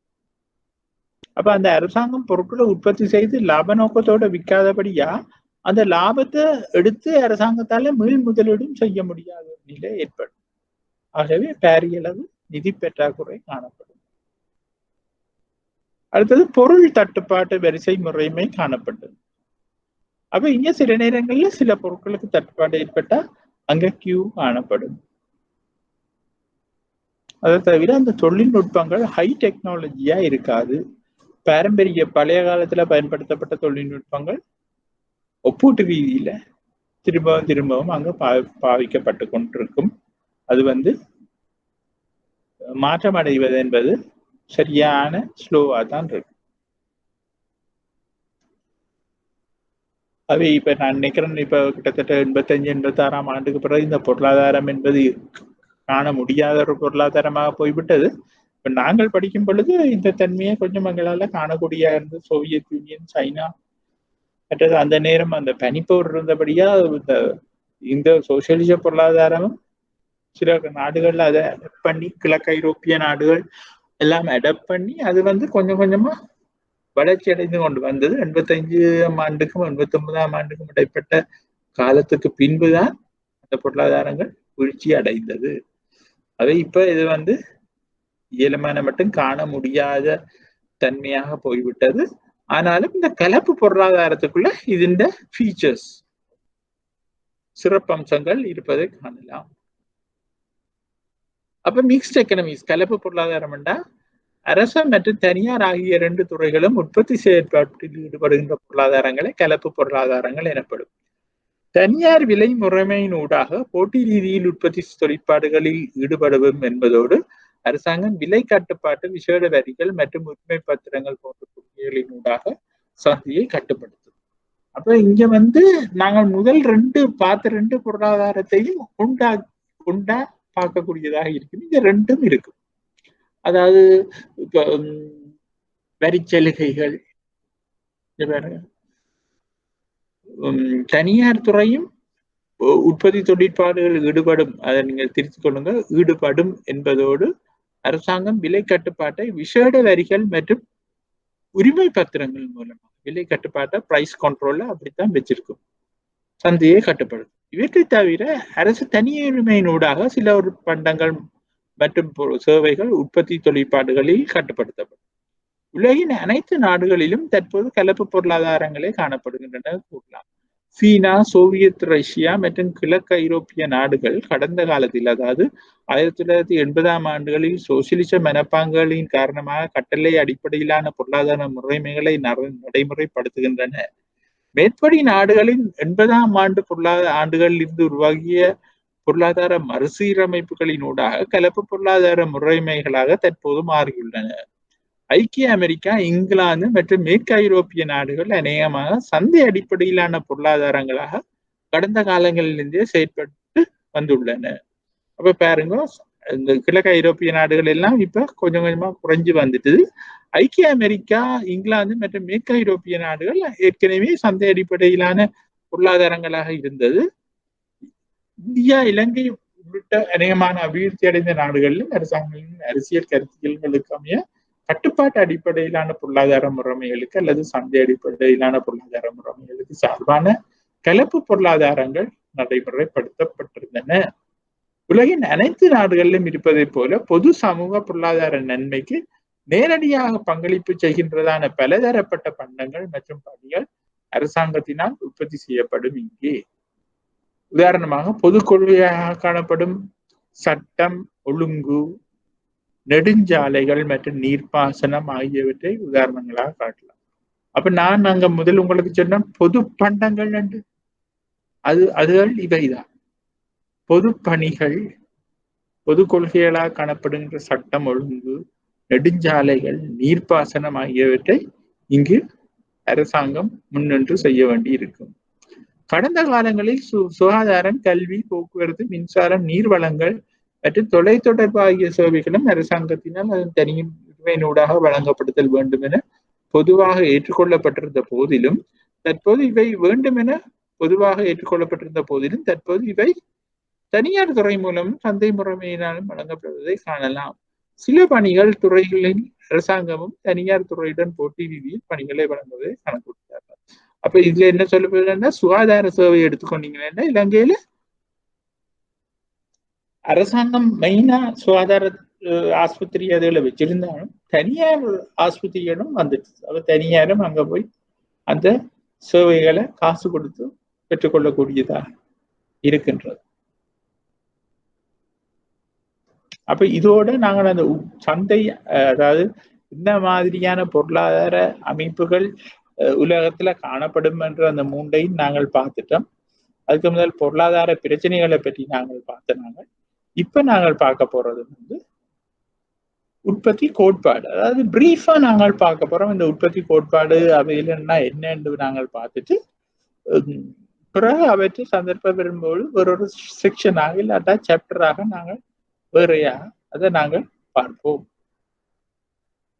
அப்போ உற்பத்தி செயற்பாடு என்று சொல்லும் பொழுது ஒரு பொருளாதாரம் என்பது அரசியல் ரீதியில் அடையாளம் காணப்பட்ட ஒரு நாட்டில் நடைபெறுகின்ற அனைத்து பொருளாதார தொழிற்பாடுகளையும் பகுப்பாய்வு செய்வதற்காக பயன்படுத்தப்படுகின்ற ஒரு அலகாகும். அதனால் ஒவ்வொரு நாடும் பொருளியலில் ஒரு பொருளாதாரமாக குறிப்பிடும். அப்போ ஒவ்வொரு நாடும் என்ன செய்கின்றது, பொருளியலை ஒரு பொருளாதாரம். உதாரணமா இலங்கை பொருளாதாரம் என்று சொன்னால் அது இலங்கை நாட்டின் பொருளாதாரத்தை தான் அது குறிக்கின்றது. அதே போன்று ஒரு பொருளாதாரத்தினுள் கிராமிய பொருளாதாரம் இருக்கும், பெருந்தோட்ட பொருளாதாரம் இருக்கும். உங்களுக்கு கிராமிய பொருளாதாரம் என்றா என்னன்னு தெரியும், பெருந்தோட்ட பொருளாதாரம் என்றா என்னன்னு தெரியும். பெருந்தோட்ட பொருளாதாரம் என்றா அது தேயிலை, ரப்பர், தெங்கு அந்த பாரம்பரிய ஏற்றுமதி பொருட்களை சொல்லப்பட்டதான பெருந்தோட்ட பொருளாதாரம். அல்லது வேளாண்மை பொருளாதாரம், விவசாய பொருளாதாரம் என்றவாறு பொருளாதார செயற்பாடுகளை நாங்கள் பகுப்பாய்வு செய்து பொருட்டு உப பொருளாதாரங்களை அறிமுகப்படுத்துகின்ற சந்தர்ப்பங்களும் உள்ளன. அப்ப இந்த ஒரு பொருளாதாரத்திலும் நடைபெறுகின்ற பொருளாதார தொழிற்பாடு அல்லது கொடுக்கல் வாங்கலை முக்கியமாக 2 பிரிவுகளாக பிரிக்கலாம். அதாவது பண்டங்கள் மற்றும் பணிகளின் உற்பத்தி. பண்டங்கள் மற்றும் பணிகளோட உற்பத்தி ஒரு பிரிவா நாங்கள் சொல்லலாம், அதன் பயன்பாட்டையும் சேர்த்து சொல்லலாம். உற்பத்தி என்பது உற்பத்தி காரணிகள், ஃபேக்டர்ஸ் ஆஃப் ப்ரொடக்ஷன் என்று சொல்லப்படுகின்ற அந்த உற்பத்தி காரணிகளை ஒன்று சேர்க்கின்ற செயற்பாடைத்தான் சொல்லப்படுகின்றது உற்பத்தி என்பது. அப்ப ஒன்று சேர்ப்புகளின் பன்முகத்தன்மையை ஏற்ப பல்வேறான பண்டங்கள் மற்றும் பணிகள் உற்பத்தியில் பயன்படுத்தப்படுகின்றன. அப்ப இந்த 4 எப்பவுமே நாங்கள் பொருளாதாரத்துல சொல்லிக் கொள்றது 4 உற்பத்தி காரணிகள் இருக்காங்க. அந்த 4 உற்பத்தி காரணிகளும் என்னன்னு பார்த்துக்கொள்ளும். அப்ப இந்த 4 உற்பத்தி காரணிகளும் ஒன்றா சேர்ந்தா தான் உற்பத்தி நடக்கும். அதுல முதலாவது நாங்கள் உழைப்பை சொல்லிக்கொள்ளும். உழைப்பு உழைப்பண்டா என்னன்னு இதுல நீங்கள் வாசிச்சு கொள்ளும். மனிதனுடைய ஆற்றலை வேலையை நாங்கள் சொல்றது உழைப்பு. அது உடல் சார்ந்த உழைப்பாயும் இருக்கலாம், உள ரீதியான உழைப்பாயும் இருக்கலாம். உள ரீதியான உழைப்பண்டா மூளையை பாவிச்சு நாங்கள் செய்கிற வேலைகள் எல்லாம் ஆசிரியர் தொழில் என்ன, எழுதுவினைஞர் தொழில் என்ன, அதுகள் எல்லாம் என்ஜினியர் வேலை என்ன, எல்லாம் உள ரீதியான தொழில். உடல் உழைப்பை பாவிச்சு செய்கிற சில லேபர் ஒர்க்ஸ் என்று நாங்கள் சொல்லுவோம். அதை சொல்றது உடல் உழைப்பை பாவிச்சு செய்கிற வேலை. அப்ப இது ரெண்டையும் சேர்த்து தான் நாங்கள் சொல்றோம் உற்பத்தி காரணிகள்ல உழைப்பு என்பது ஒரு காரணி. அப்ப இந்த உழைப்புக்காக வழங்கப்படுகின்ற பணம் என்பது என்ன? வேதனம். உழைப்புக்காக வழங்கப்படுகின்ற பணம் வேதனம் எனப்படும். சரியா? அப்ப முதலாவது உற்பத்தி காரணியை நாங்கள் பார்த்துட்டோம். அந்த முதலாவது உற்பத்தி காரணியான உழைப்புக்கு வழங்கப்படுவது வேதனம். இரண்டாவது உற்பத்தி காரணி நிலம். பூமியும் அதனுடைய தொடர்பட்ட இயற்கை வளங்களும் இதற்கு உரியதாகும். மண், நாறு, நீர்நிலை, கனிப்பொருட்கள் மற்றும் வளங்கள் ஆகியவற்றை உதாரணங்களாக குறிப்பிடலாம். உற்பத்தியின் போது நிலத்தின் பங்களிப்புக்கு கிடைக்கின்ற வருவாய் வாடகை என்று சொல்லப்படுகிறது. அப்ப இந்த மண் என்ன, ஆறுகள், நிலம், நீர் எல்லாத்தையும் நாங்கள் நிலம் என்று சொல்லும் பொழுது அந்த உரிமையாளனுக்கு நாங்கள் கொடுத்துத்தான் அதை நாங்கள் வேண்ட வேண்டி இருக்கும். விலைக்கு வேண்டுறோமோ இல்லாட்டா வாடகைக்கு வேண்டுறோமோ தெரியாது. வேண்டி ஒரு உற்பத்தியாளன் பயன்படுத்துறான்னா அதுக்கு அது பயன்பாட்டுக்காக கொடுக்கப்படுற ரிட்டர்ன் வருவாய் வாடகை என்று நாங்கள் சொல்லிக் கொள்வோம். அடுத்தது மூலதனம். உற்பத்தியை மேற்கொள்வதற்கு இப்ப எங்களுக்கு உழைப்பு இருக்கின்றது, நிலம் இருக்கின்றது, மூலதனம் வேணும். மூலதனத்தை கொண்டுதான் நிலத்தை வேண்டலாம், உழைப்பை வேண்டலாம், அவை மெஷினரியை வேண்டலாம், உற்பத்தி செய்யணும், எல்லாத்துக்கும் காசு வேணும். அதை நாங்கள் சொல்லுகின்றது மூலதனம். அப்ப உற்பத்தியை மேற்கொள்வதற்கு தேவைப்படுகின்ற நிதி வளங்கள், கட்டடங்கள், இயந்திர உபகரணங்கள், கருவிகள் ஆகிய மூலதனம் எனப்படும். சரியா? அப்ப மூன்றாவது மூலதனம் சொல்லிட்டு, அப்ப நான்காவது முயற்சியாண்மை, தொழில் முயற்சியாளர்கள், என்டர்பிரைனர் என்று சொல்லுவோம். நிலம், உழைப்பு, மூலதனம் ஆகியவற்றை குறிப்பிட்டதொரு உற்பத்தியில் ஈடுபடுத்தி இடர்நேர்வை ஏற்கின்ற நபர் தொழில் முயற்சியாளர் எனப்படும். அதாவது இந்த நிலம், உழைப்பு, மூலதனம் மூன்றையும் சேர்த்து அந்த உற்பத்திக்கு முன்னின்று முயற்சியை எடுத்து அதால லாபமோ இல்லாட்ட நட்டமோ கிடைக்கலாம் என்றாலும் பரவாயில்லையே என்று முயற்சியில் இறங்குறவன் பேர் தான் முயற்சியாளன் என்று நாங்கள் சொல்லுவோம். அந்த இடர்நேர்வு என்று நாங்கள் சொல்றது ரிஸ்க் என்று சொல்லுவோம். அந்த ரிஸ்க் எடுத்துக்கொண்டுதான் அவர் அதுக்குள்ள இறங்குகின்றார். அப்ப அந்த ரிஸ்க் எடுப்பதற்காக அவருக்கு கொடுக்கப்படுகின்ற ரிட்டர்ன் தான், வருவாய் தான் முயற்சியாளர்களுக்கான லாபம் என்று சொல்லுவோம். லாபம் சில நேரம் நட்டம் ஏற்படும். அப்ப நிலம், உழைப்பு, மூலதனம் ஆகியவற்றை சிறந்த முறையில் ஒன்று சேர்ப்பதனூடாக உற்பத்தியை மேற்கொண்டு அதற்கான செலவை விட அதிக விலைக்கு விற்பனை செய்வதற்கு உற்பத்தியை ஒழுங்கு செய்ய முடியுமாயுள்ள ஒரு தொழில் முயற்சியாளர்களுக்கு லாபம் கிடைக்கும் என்பதோடு இடர்நேர்வு அதிகமாயுள்ள சந்தர்ப்பத்தில் நட்டமும் ஏற்படும். அந்த ரிஸ்க் கூடவா இருக்க சில நேரங்கள்ல நட்டமும் ஏற்படும். அப்ப தொழில் முயற்சியாளர்களுக்கும் தனிநபர்கள் என்பதால் உழைப்பாக கருதப்படுதல் வேண்டும் என வாதிட முடியுமாயுள்ள போதிலும் குறிப்பிட்டதொரு உற்பத்தியில் உள்ள இடர்நேர்வை தாங்குகின்றவர் தொழில் முயற்சியாளர் ஆவர். அப்ப உழைப்பாளர்கள் தொழில் முயற்சியாளர்களுடன் உடன்படிக்கை செய்து கொள்ளப்பட்ட வேதனத்துக்கு போதிய உழைப்பை வழங்குவார்கள் என்பதோடு உற்பத்தியின் இடர்நேர்வை ஏற்க மாட்டார்கள். அப்ப இங்க உழைப்பு என்பது என்ன, அவர்கள் அந்த ஒரு அக்ரிமெண்டின் அடிப்படையில வேலை செய்துட்டு உங்களுக்கு எல்லாருக்கும் தெரியும், போக சம்பளத்தை பண்ணி கொண்டு போய் அந்த ரிஸ்க் எடுக்க மாட்டோம்.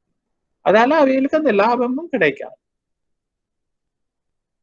மேலும் உற்பத்தியில் ஈடுபட்டுள்ள முகாமையாளர்கள் உழைப்பின் ஒரு பகுதியாளர்கள் என்பதோடு குறிப்பிட்ட ஒரு உற்பத்தியின் உரிமையாளர்கள் தொழில் முயற்சியாளர்கள் ஆகும். இப்போ சில நேரங்கள் அந்த டாப் மேனேஜ்மெண்ட்ல இருக்கிற மேனேஜர்ஸ் அவைகளுக்கு ஒரு லாபத்தில் ஒரு பங்கு போகும் என்பதால அவர்களை ஒரு செமி முயற்சியாளர்களாக நாங்கள் சொல்லிக் கொள்ளலாம். அவர்கள் உழைப்பையும் வழங்குகிறார்கள், அதே சமயம் அந்த லாபத்தை நோக்கமாக கொண்டு செய்கிற முயற்சியாளனோட சம்பந்தப்பட்டிருப்பார். எந்த ஒரு பண்டமோ அல்லது உற்பத்தியோ மேற்படி 4 காரணிகளும் ஒன்று சேர்வதன் மூலம் உருவாகும் என்பதோடு இக்காரணிகளை பொருளாதார வளங்கள் என்றும் குறிப்பிடலாம். அப்ப நீங்கள் இங்க பாருங்க, பொருளாதார வளங்கள் என்றா என்ன? இந்த 4 காரணிகளோட சேர்க்கையை தான் நாங்க பொருளாதார வளங்கள் என்று சொல்லிக் கொள்ளுகின்றோம். அப்ப பொருளாதாரத்தின் ஒட்டுமொத்த உற்பத்தியை நோக்குகின்ற போது அதன் பயன்பாடு முக்கியமாக 2 பகுதிகளை கொண்டிருக்கும். அவையாவன நுகர்வு, அதாவது நுகர்றது, வாங்கி நாங்கள் பாவிக்கிறது, மற்றும் சேமிப்பு. அப்ப நுகர்வும் சேமிப்பும் ஒரு பக்கம் இருக்கும்.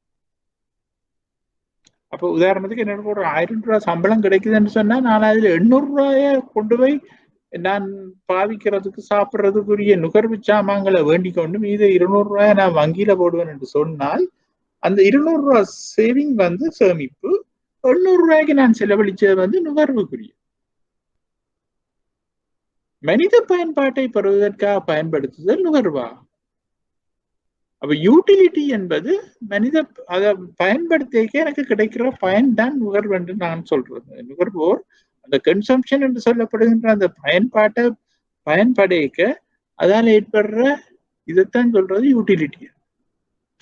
அப்ப நுகர்வினூடாக ஒரு பண்டம் அல்லது பணி குறிப்பிட்ட ஒரு காலத்தில் தேய்வடைந்து விடும். அப்ப நாங்க நுகர்ந்து கொண்டு போவேக்க அந்த பண்டம் இல்லாட்டா அந்த சேவை முடிவடைந்து விடும்.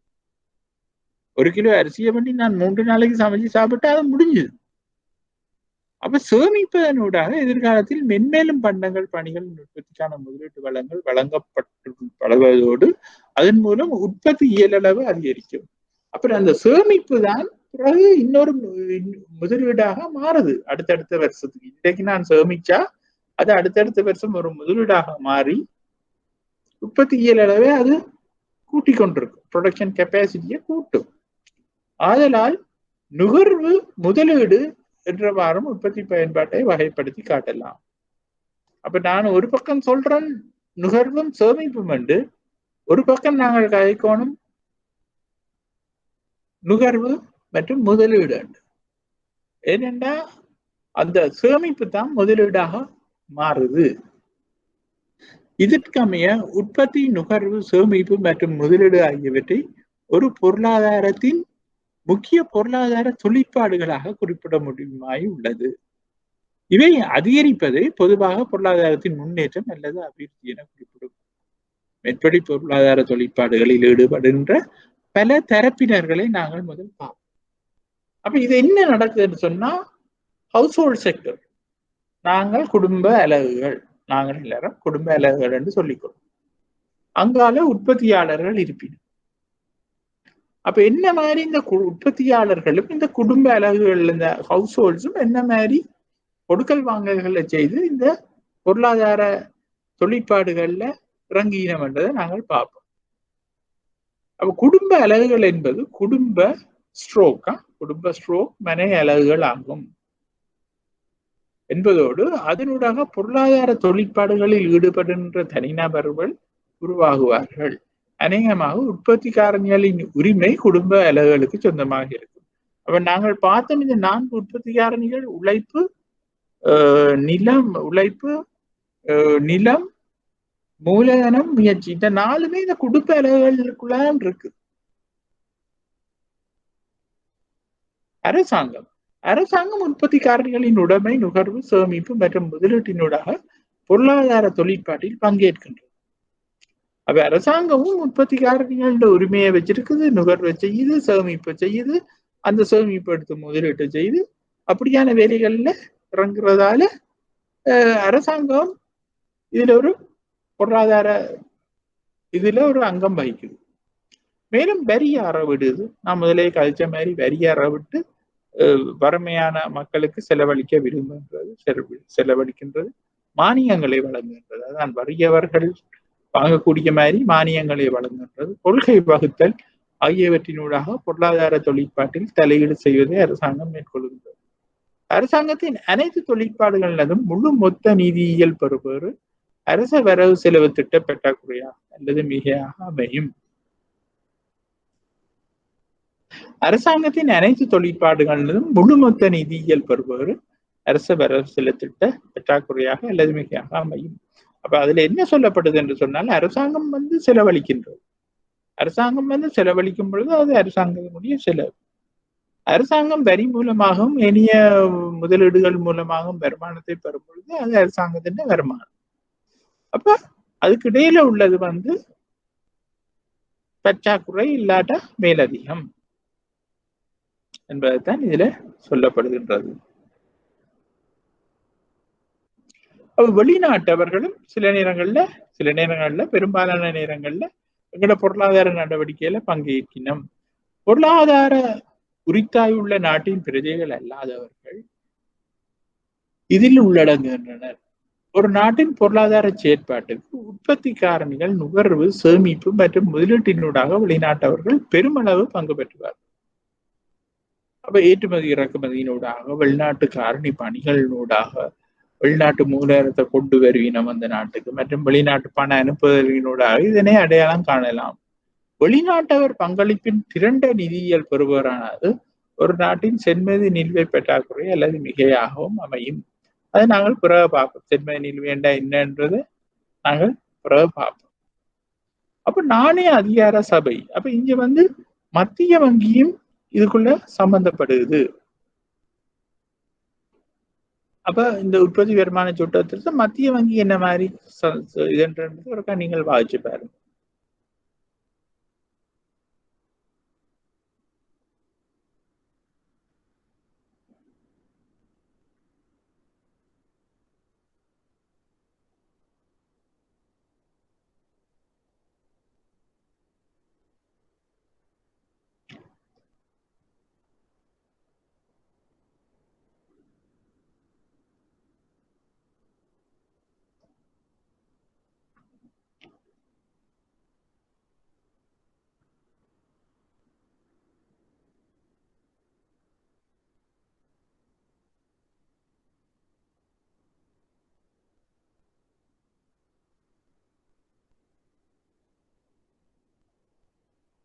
அப்ப இந்த மத்திய வங்கி என்றது என்ன, இல்லாட்டா நாணய அதிகார சபை என்றால் என்னன்றதை நீங்கள் வாய்ச்சு கொள்ளலாம். அதே சமயம் இதெல்லாம் ஒவ்வொரு செக்டரா நாங்கள் வச்சுக்கொண்டு இந்த உற்பத்தி வருமான வட்ட பாய்ச்சல் என்னென்ன அமைகின்றது என்றதை நாங்கள் பார்ப்போம். இந்த படம் சரியாக இதில் அமையவில்லை. அவை நீங்கள் என்ன செய்யணும் என்று சொன்னால், அந்த கீழே இருக்கிற இந்த கீழ்ப்பகுதியிலே இந்த மேலே உள்ள உற்பத்தி காரணிகள் என்று நீங்கள் போட்டிருக்கின்ற ஒரு சதுரம் ஒன்று போடப்பட்டிருக்கிற மாதிரி கீழே நீங்கள் போட்டுக்கொள்ளணும் உற்பத்தி துறை என்று. அப்ப மேலே உற்பத்தி காரணிகள் ஃபேக்டர் ஆஃப் ப்ரொடக்ஷன் என்ற சதுரம் இருக்கிற மாதிரி கீழே நீங்கள் போட்டுக்கொள்ளணும் உற்பத்தியாளர்கள், ப்ரொடியூசர்ஸ் போட்டுக்கொள்ளும். அப்ப இங்க உற்பத்தி காரணிகளுக்கு முதலாவது மேல சொந்தமாக இருக்கின்ற அந்த ஹவுஸ் ஹோல்ட் செக்டர் என்பது அவைகள்ட்ட தான் நாங்க உற்பத்தி காரணிகளும் சொந்தமாக இருக்குமென்று நாங்கள் பார்த்தோம் அல்லவா மேலே. அவர்கள் என்ன செய்யணும் என்று சொன்னால், அந்த உற்பத்தி காரணிகளை இந்த உற்பத்தி செய்யும் உற்பத்தியாளர்களுக்கு விப்பினம். அப்ப இங்க பாருங்க, முதலாவது கோடு போகுது, இந்த பக்கம் இருக்கிற முதலாவது கோடு போகுது உற்பத்தி காரணிகள் நிரம்ப உற்பத்தி காரணிகள் நாங்கள் கொடுக்கின்றோம். அப்ப உற்பத்தி காரணிகள் அவைகள்ட்ட போகேக்க அந்த உற்பத்தியாளர் அந்த உற்பத்தி காரணிகளுக்கு நான் சொன்னேன்தானே, உழைப்புக்கு கூலியும், மூலதனத்துக்கு வட்டியும், நிலத்துக்கு வாடகையும், முயற்சிக்கு லாபமும் கொடுப்பினம் உண்டு. அந்த உற்பத்தி காரணிகள்ட வருமானம் இங்க பாருங்க, வலப்பக்கம் இரண்டாவதா இருக்கிற போட்டிருக்கிறது உற்பத்தி காரணி வருமானம் உண்டு. அதன் மூலமாக மீண்டும் இந்த உற்பத்தி காரணிகள், அதாவது ஹவுஸ் ஹோல்ட் செக்டர்கிட்ட போகுது. அப்ப ஹவுஸ் ஹோல்ட் செக்டர்ஸ் என்ன செய்யணும்னு சொன்னா, உற்பத்தி காரணிகளை உற்பத்தியாளர்கிட்ட கொடுத்து அதுக்குரிய அந்த உற்பத்தி காரணியின் வருமானத்தை பெற்றுக்கொள்ளணும். சரிதானே?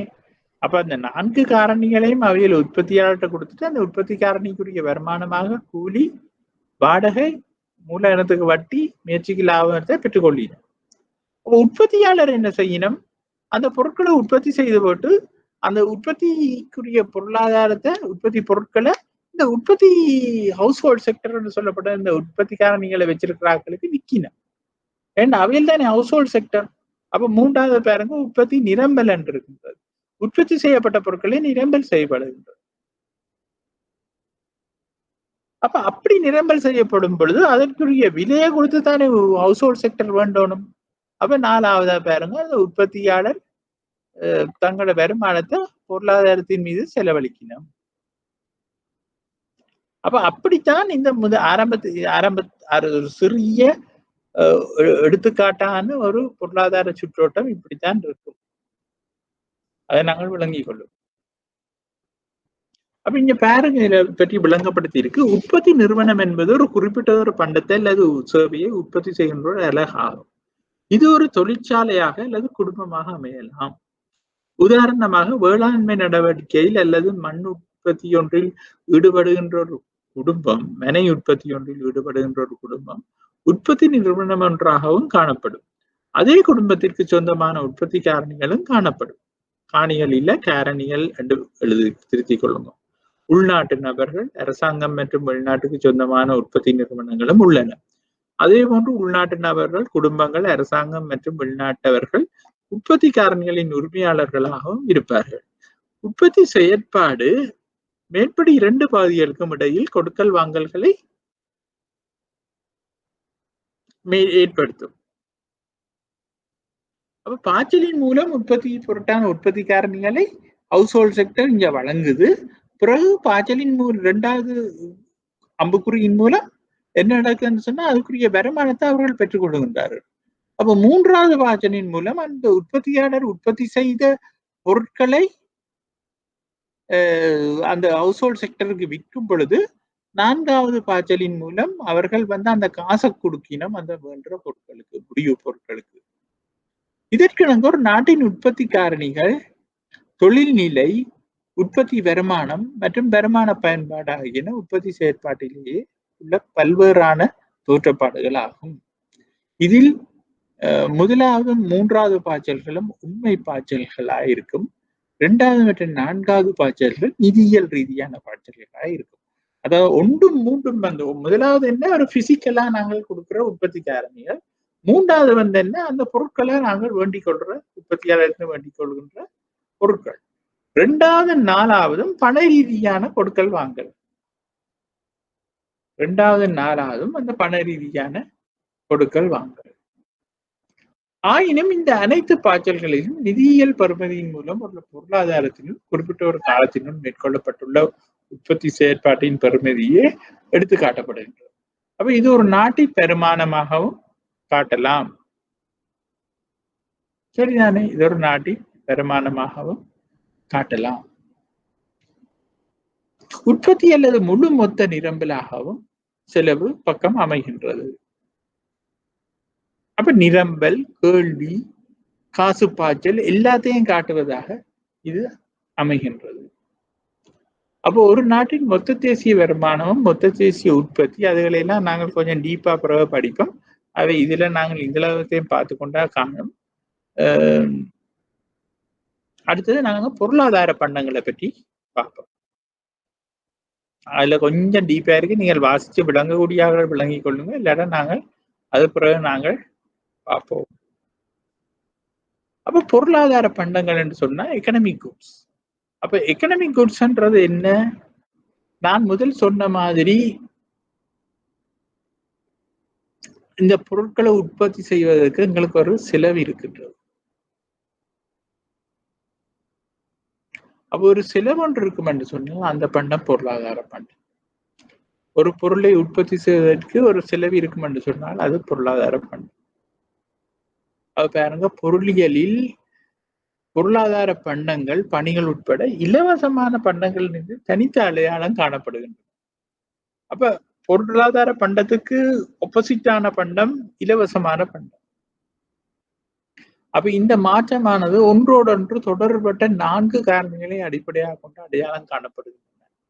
அதாவது பொருளாதார பண்டங்களில் மனித தேவைப்பாட்டுக்கு ஒப்பீட்டளவில் பற்றாக்குறையாகவும் செலவு அடிப்படையிலும் விலை மற்றும் உரிமை உள்ள பொருட்கள் தான் பொருளாதார பண்டங்கள் என்று சொல்லப்படுகின்றது.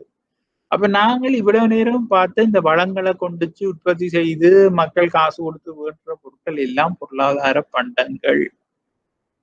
இந்த நாங்கள் முதல்ல எல்லாம் பார்த்தோம் தானே, இந்த அந்த முதலாளித்துவ பொருளாதாரத்துல உற்பத்தி செய்யப்படும், அதுக்கு செலவு ஒன்று இருக்குது, அது விப்பினம் வித்தா நுகர்வோர் வேண்டுவினம் வேண்டினா பயன்படுத்துற பொருட்கள் எல்லாம் பொருளாதார பண்டம். உதாரணத்துக்கு இந்த பொருள் அடைச்சு வர தண்ணி பொருளாதார பண்டம். ஏன்னா இதுக்கு காசு கொடுத்து பண்றோம். ஆனா நான் ஆத்துல போய் அதை அள்ளி குடிச்சேன்னு சொன்னா அது இலவச பண்டம். விளங்குன்றதா? ஒரு வரியில அதை நான் விளங்கப்படுத்தி. அப்ப இலவச பண்டங்கள் பற்றாக்குறையோ உரிமையோ விலையோ செலவோ ஒன்று கிடைக்கின்றன. உதாரணமா மழை, சூரிய ஒளி, இந்த ஆத்துல கிடைக்கிற தண்ணி எல்லாம் இலவச பண்டங்கள். அப்ப அரசாங்கத்தினால் மக்கள் சிலருக்கு இலவசமாக வழங்கப்படும் சில பண்டங்கள் இலவச பண்டங்கள் அல்ல. அதை நீங்கள் விளங்கிக் கொள்ளுங்க. அரசாங்கத்தால மக்களுக்கு இலவசமாக வழங்கப்படும் சில பண்டங்கள் இலவச பண்டங்கள் அல்ல. அவற்றை வழங்குவதற்கு அரசாங்கம் குறிப்பிட்டதொரு செலவை செய்வதோடு அதனை பொதுமக்கள் வரிகள் மூலம் செலுத்துவது அதற்கான காரணமாகும். அப்ப சில பொருட்களை அரசாங்கம் ஏழை மக்களுக்கு நான் சொன்னேன் அவர்களுடைய வருமானத்தை அதிகரிக்கும் பொருட்டு காசுகளை கொடுக்கிறது இல்லாட்டா அதன் மூலமான பொருட்களை வாங்கி கொடுப்பது என்பது இலவச பண்டம் அல்ல. அதுக்கு ஒரு செலவு இருக்குது. அது அரசாங்கத்துக்குரிய செலவு. அந்த அரசு செலவு என்னென்னு எடுக்குது என்று சொன்னால் அரசாங்கம் பணக்காரர்களிடமிருந்து வருமானம் கூடியவரிடமிருந்து வரியாக அறவிட்டு தான் அந்த பண்டங்களை வேண்டி கொடுக்கின்றது. ஆகவே இலவசமாக அந்த மக்களுக்கு கிடைக்கின்றது என்பதற்காக அவை இலவச பண்டங்கள் அல்ல. அவற்றை வழங்குவதற்கு அரசாங்கம் குறிப்பிட்டதொரு செலவை ஏற்பதோடு அதனை பொதுமக்கள் வரிகள் மூலம் செலுத்துவதே அதற்கான காரணமாகும். ஒவ்வொரு பொருளாதார பண்டத்திற்கும் அமைய செலவு உள்ளதாக குறிப்பிடப்படுகின்றது. அப்போ ஒவ்வொரு பொருளாதார பண்டத்துக்கும் அமைய செலவு உள்ளதாக குறிப்பிடுறோம். அண்டர்லைன் பண்ணுங்க அமைய செலவு, அதை நாங்க பிறகு படிப்போம். அமைய செலவு என்பது ஆப்பர்ச்சுனிட்டி காஸ்ட், சந்தர்ப்ப செலவு. எழுதி கொள்ளுங்க. அமைய செலவு என்பது சந்தர்ப்ப செலவு, ஆப்பர்ச்சுனிட்டி காஸ்ட். இது ஒவ்வொரு பொருளாதார பண்டத்திற்கும் பொதுவானதொரு விடயமாகும். அது தொடர்புடன் நாங்க பிறகு படிப்போம். அப்ப பொருளியல்ட பிரதானமான கட்டுரைகள். அப்ப நான் முதல்ல உங்களுக்கு ஒரு வரியில சொல்லிட்டு போன விடயங்கள். பொருளியலை பொதுவாக நோக்கின்ற போது அது மனிதனின் வாழ்வுக்கு தேவையான பண்டங்கள் மற்றும் பணிகளின் உற்பத்தி செயற்பாடு பற்றிய கோட்பாட்டு ரீதியிலானது நடைமுறை ரீதியிலான பகுப்பாய்வுகளை உள்ளடங்கிய ஒரு சமூகவியலாகும். மேற்படி பகுப்பாய்வுக்கு அடிப்படையில் அமைகின்ற விடயங்கள் இயல்பை பொறுத்து பொருளியல் உப கற்கை துறைகள் பல உள்ளன. அவற்றில் பிரதானமானவற்றில் ஒரு சில கீழே தரப்பட்டது. அப்ப நுண்பாக பொருளியல் என்று சொன்னா என்னன்னு சொன்னா, நான் சொன்னேன் வெங்கட சிலபஸ்ல முதல் அரைவாசியின் நுண்பாக பொருளியல்.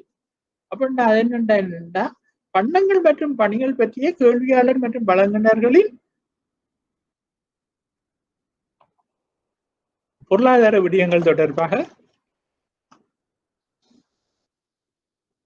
நாங்கள் கதைச்சு கொள்றது இல்லாத அறிஞ்சு கொள்றது. போக்குகள் பற்றிய பொது பகுப்பாய்வுகள் நுண்பாக பொருளியலின் மூலம் மேற்கொள்ளப்படுகின்றன. பொருளாதார அனுகூலங்களை முன்னிட்டு அவர்கள் தீர்மானங்களை மேற்கொள்ளுகின்ற விதம் பற்றிய கோட்பாடுகள் இங்கே காண கிடைக்கின்றன. நுகர்வோர் பயன்பாடு, பண்டங்களின் கேள்வி, பண்டங்களின் நிரம்பல், பண்டங்களின் உற்பத்தி திறன், அப்படி நுணுக்கமாக நாங்க படிச்சு கொண்டிருக்கிற விடயங்கள் எல்லாத்தையும் நாங்கள் சொல்றது நுண்பாக பொருளியல் என்று. அப்ப அடுத்தது பேரண்ட பொருளியல். அப்ப பேரண்ட பொருளியல் என்று சொன்னா என்னன்னு சொன்னா மேக்ரோ எக்கனாமிக்ஸ் என்று சொல்லுவோம். நாங்கள் பொருளாதாரத்தை ஒட்டுமொத்தமாக பார்க்கிற ஒரு விடயம்தான். பொருளாதாரத்தின் ஒட்டுமொத்தமான உற்பத்தி செயற்பாடு பற்றிய கோட்பாடுகள் மற்றும் பகுப்பாய்வுகள் இதில் உள்ளடங்குகின்றன. தேசிய உற்பத்தி, நுகர்வு, சேமிப்பு, முதலீடு, பணவீக்கம் மற்றும் பொருளாதார கொள்கைகள் ஆகியவை முக்கியமான தலைப்புகளாக இருக்கும்.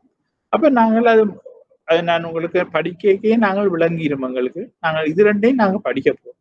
அதனால இதை பற்றி நாங்கள் பெருசா அலட்டி கொள்ள தேவையில்லை.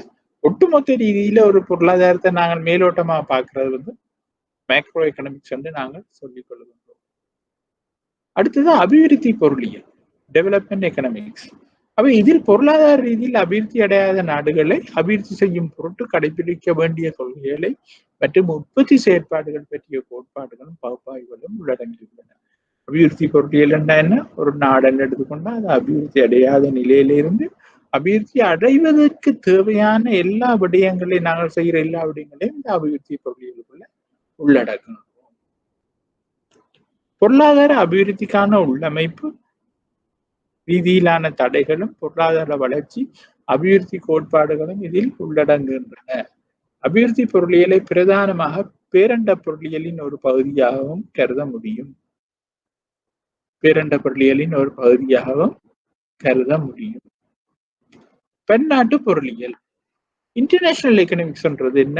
ஒரு நாடு இன்னொரு நாட்டோட செய்து கொள்ளுகின்ற வியாபாரங்கள், இல்லாட்டா கொடுக்கல் வாங்கல்கள், இல்லாட்டா கடன் கொடுக்கறது, கடன் வேண்டது, முதலீடு செய்கிறது, அதன் ரிட்டர்ன்களை எடுக்கிறது, அதுகளை தான் நாங்கள் பன்னாட்டு பொருளியல் என்று நாங்கள் சொல்லிக் கொள்வோம். அடுத்தது பணப்பொருளியல். பணப்பொருளியல் என்று சொன்னா என்னன்னு சொன்னா பொருளாதாரத்தில் பணத்தின் செயற்பாடுகள் பற்றிய கோட்பாடுகளும் பகுப்பாய்வு. உலகின் பொருளியலாளர்களுடைய பணவாதிகள் மானிட்டரிஸ்ட் என்று கருத்தியல் குழு ஒன்று இருக்கின்றது. அதாவது பணவாதிகள் என்று சொல்றது பொருளாதாரத்துல பணத்தின் தாக்கம் பற்றி விசேடமாக ஆராய்கின்றார்கள். மானிட்டரி எக்கனாமிக்ஸ் என்பது இப்ப நீங்கள் வங்கி பொருள் இந்த கோர்ஸை நீங்க படிச்சு கொண்டு போயிருக்க மானிட்டரி எக்கனாமிக்ஸ் சப்ஜெக்டும் இருக்கின்றது. அதே சமயம் நாங்கள் பேங்கிங் அதுகளை பற்றி படிக்க இலங்கை மத்திய வங்கியின் முக்கியமான தொழிற்பாடே இந்த மானிட்டரி எக்கனாமியா தான் இருக்கு. பண ரீதியான பொருளாதாரத்தை தாக்கம் செலுத்துறதுகளை பற்றி வேலையைத்தான் மத்திய வங்கி செய்யுது. அதை பற்றி நாங்கள் படிப்போம். அது பெரும்பாலும் உங்களோட அடுத்த டிப்ளமா ஸ்டேஜாக இருக்கும். பணத்தின் கடமை பொறுப்பு, பணத்திற்கான கேள்வி, பண நிரம்பல், வட்டி வீதம் மற்றும் நாணய கொள்கை ஆகியன இதன் பிரதான விடய தலைப்புகளாக இருக்கும். அடுத்தது அரச பொருளியல், பப்ளிக் எக்கனாமிக்ஸ். அப்ப அரச பொருளியல் என்று சொன்னா என்ன? பொருளாதாரத்தில் அரசாங்கத்தின் பங்களிப்பு இல்லாட்ட கடமை பொறுப்பு பற்றிய கோட்பாடுகளும் பகுப்பாய்வுகளும் இதில் உள்ளடங்குகின்றன. பொது பண்டங்கள் மற்றும் பணிகள், பப்ளிக் குட்ஸ். அரச வரவு செலவு திட்டம், வரிகள் மற்றும் பொதுப்பட கடன் இதன் பிரதான விடய தலைப்புகளாக இருக்கும். இந்த விடயம் பரந்தளவில் அரச வரவு செலவு திட்ட கொள்கையை நடைமுறைப்படுத்துவதுடன் தொடர்புபடிய கோட்பாடுகள் மற்றும் பகுப்பாய்வுகள் தொடர்பில் ஆட்சிப்படுத்துவதாக உள்ளது என்பதையும் குறிப்பிடலாம். அப்ப அடுத்ததாக நாங்கள் பார்க்கிற பொருளியல் அளவை, எக்கனாமெட்ரிக்ஸ் என்று சொல்லப்படுகின்றது. பல்வேறான பொருளியல் கோட்பாடுகளையும் கருத்தியல்களையும் உண்மையான உலகின் உரிய தரவுகளை பயன்படுத்தி புள்ளி விபர ரீதியில் ஆராய்கின்ற ஒரு செயல்முறையை தான் நாங்கள் சொல்றது எக்கனாமெட்ரிக்ஸ். அதாவது நாங்கள் 1000 பொருளியல் கோட்பாடுகளை படிச்சாலும் அவை எல்லாத்தையும் உலகத்திலே இருக்கின்ற உண்மையான தரவுகளை நாங்கள் எடுத்து அதன் மூலம் நாங்கள் அதை ப்ரூவ் பண்ணி கதைக்கிறது தான் எக்கனாமெட்ரிக்ஸ் என்று நாங்கள் சொல்லுகின்றோம். அதே போன்று பல்வேறான பொருளாதார செயற்பாடுகள் மற்றும் மாறியலுக்கு இடையிலுள்ள இடைத்தொடர்புகள் பொருளியல் அளவை முறைமைகளின் மூலம் மதிப்பிடப்படுதலுக்கும் ஆராயப்படுதலுக்கும் நடைபெறுகின்றது. மேலும் பொருளாதார மாறிகளின் அல்லது பொருளாதாரங்களின் எதிர்கால செயற்பாடு அல்லது போக்கு பற்றிய எதிர்கூறு பொருட்டான பொருளாதார மாதிரிகள், எக்கனாமிக் மாடல்ஸ் கட்டியெழுப்பப்படுறது எல்லாம் இந்த துறைக்குள்ளதான். அவ்வாறான பரிசீலனைகளுக்காக திரட்டப்படுகின்ற தரவுகள் துல்லியமானவையாக இருக்க வேண்டும்.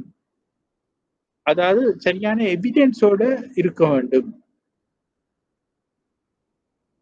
அதே போன்று பொருளாதார மாதிரி ஒன்றின் மூலம் எதிர்கூறப்படுகின்ற அதே பெறுபேறு உண்மை நிலைமையின் போது கிடைக்காதிருக்கலாம். அப்படி கிடைக்காதிருக்க ஒரு காரணிகளோட தாக்கம் அதுக்குள்ள இருக்கும். அப்ப இப்படியான விடயங்களை நாங்கள் ஆராய்றதுதான் நாங்கள் எக்கனாமெட்ரிக்ஸ் சொல்லிக் கொள்ளுகின்றோம். அப்ப அடுத்தது நாங்கள் இவ்வளவு நேரமும் படிச்சது இன்ட்ரோடக்ஷனா தான் நாங்கள் இதை பார்க்கணும். இதுக்குள்ள நாங்கள் ஏதாவது ஒன்றை கொஞ்சம் கூடுதலா பார்த்திருந்தாலும் நீங்கள் அதை இப்போதைக்கு ஜஸ்ட் ஒரு நாலேஜுக்கு ஒரு வேர்டா நீங்கள் ஃபெமிலியரைஸ் பண்ணி வச்சுக்கொள்ளுங்க.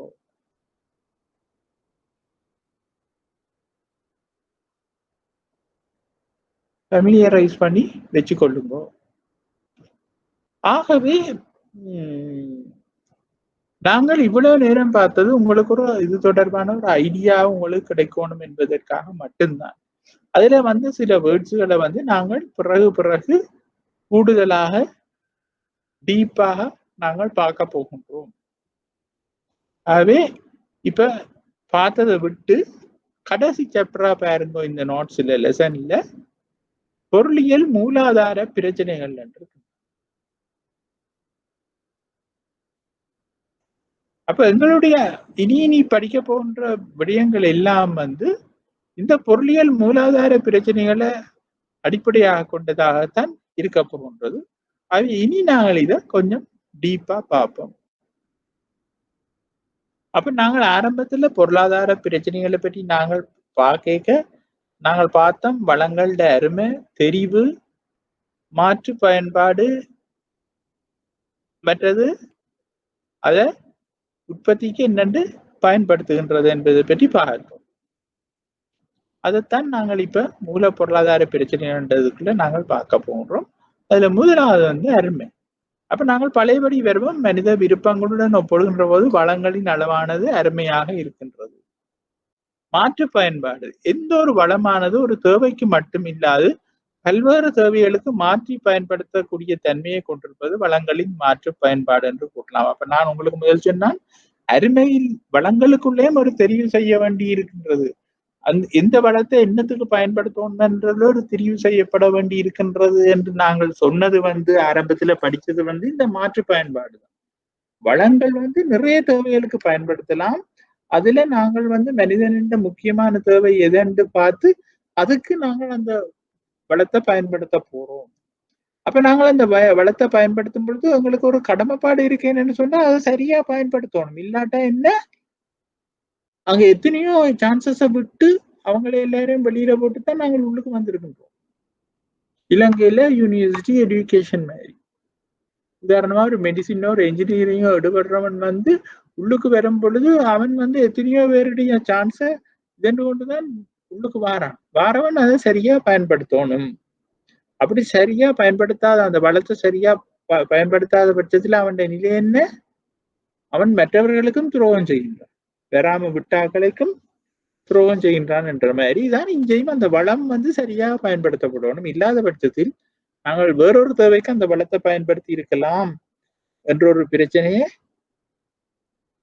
இது சுட்டி காட்டும்.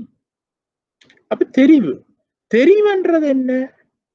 நாங்கள் எதுக்கு என்ன பொருட்களுக்கு இந்த வளத்தை நாங்கள் பயன்படுத்த போகின்றோம் என்பதுதான் தெரிவு ஒரு பக்கம். மனித தேவைகள்ல எதை நாங்க பூர்த்தி செய்ய போறோம்ன்றது அடுத்தது தெரியும். இந்த செக்ஷனை நீங்கள் கவனமா பாருங்க. இந்த அருமை மற்றும் மாற்று பயன்பாட்டுக்கு உடையதுமான வளங்களை பயன்படுத்தி வரையறையற்ற மனித விருப்பங்களை பூர்த்தி செய்ய முற்படுகின்ற போது அனைத்து விருப்பங்களையும் பூர்த்தி செய்ய முடியாத நிலையில் எவற்றை பூர்த்தி செய்வது எவற்றை விடுவது என்பது தெளிவாக கொள்ளப்படும். சரிதானே?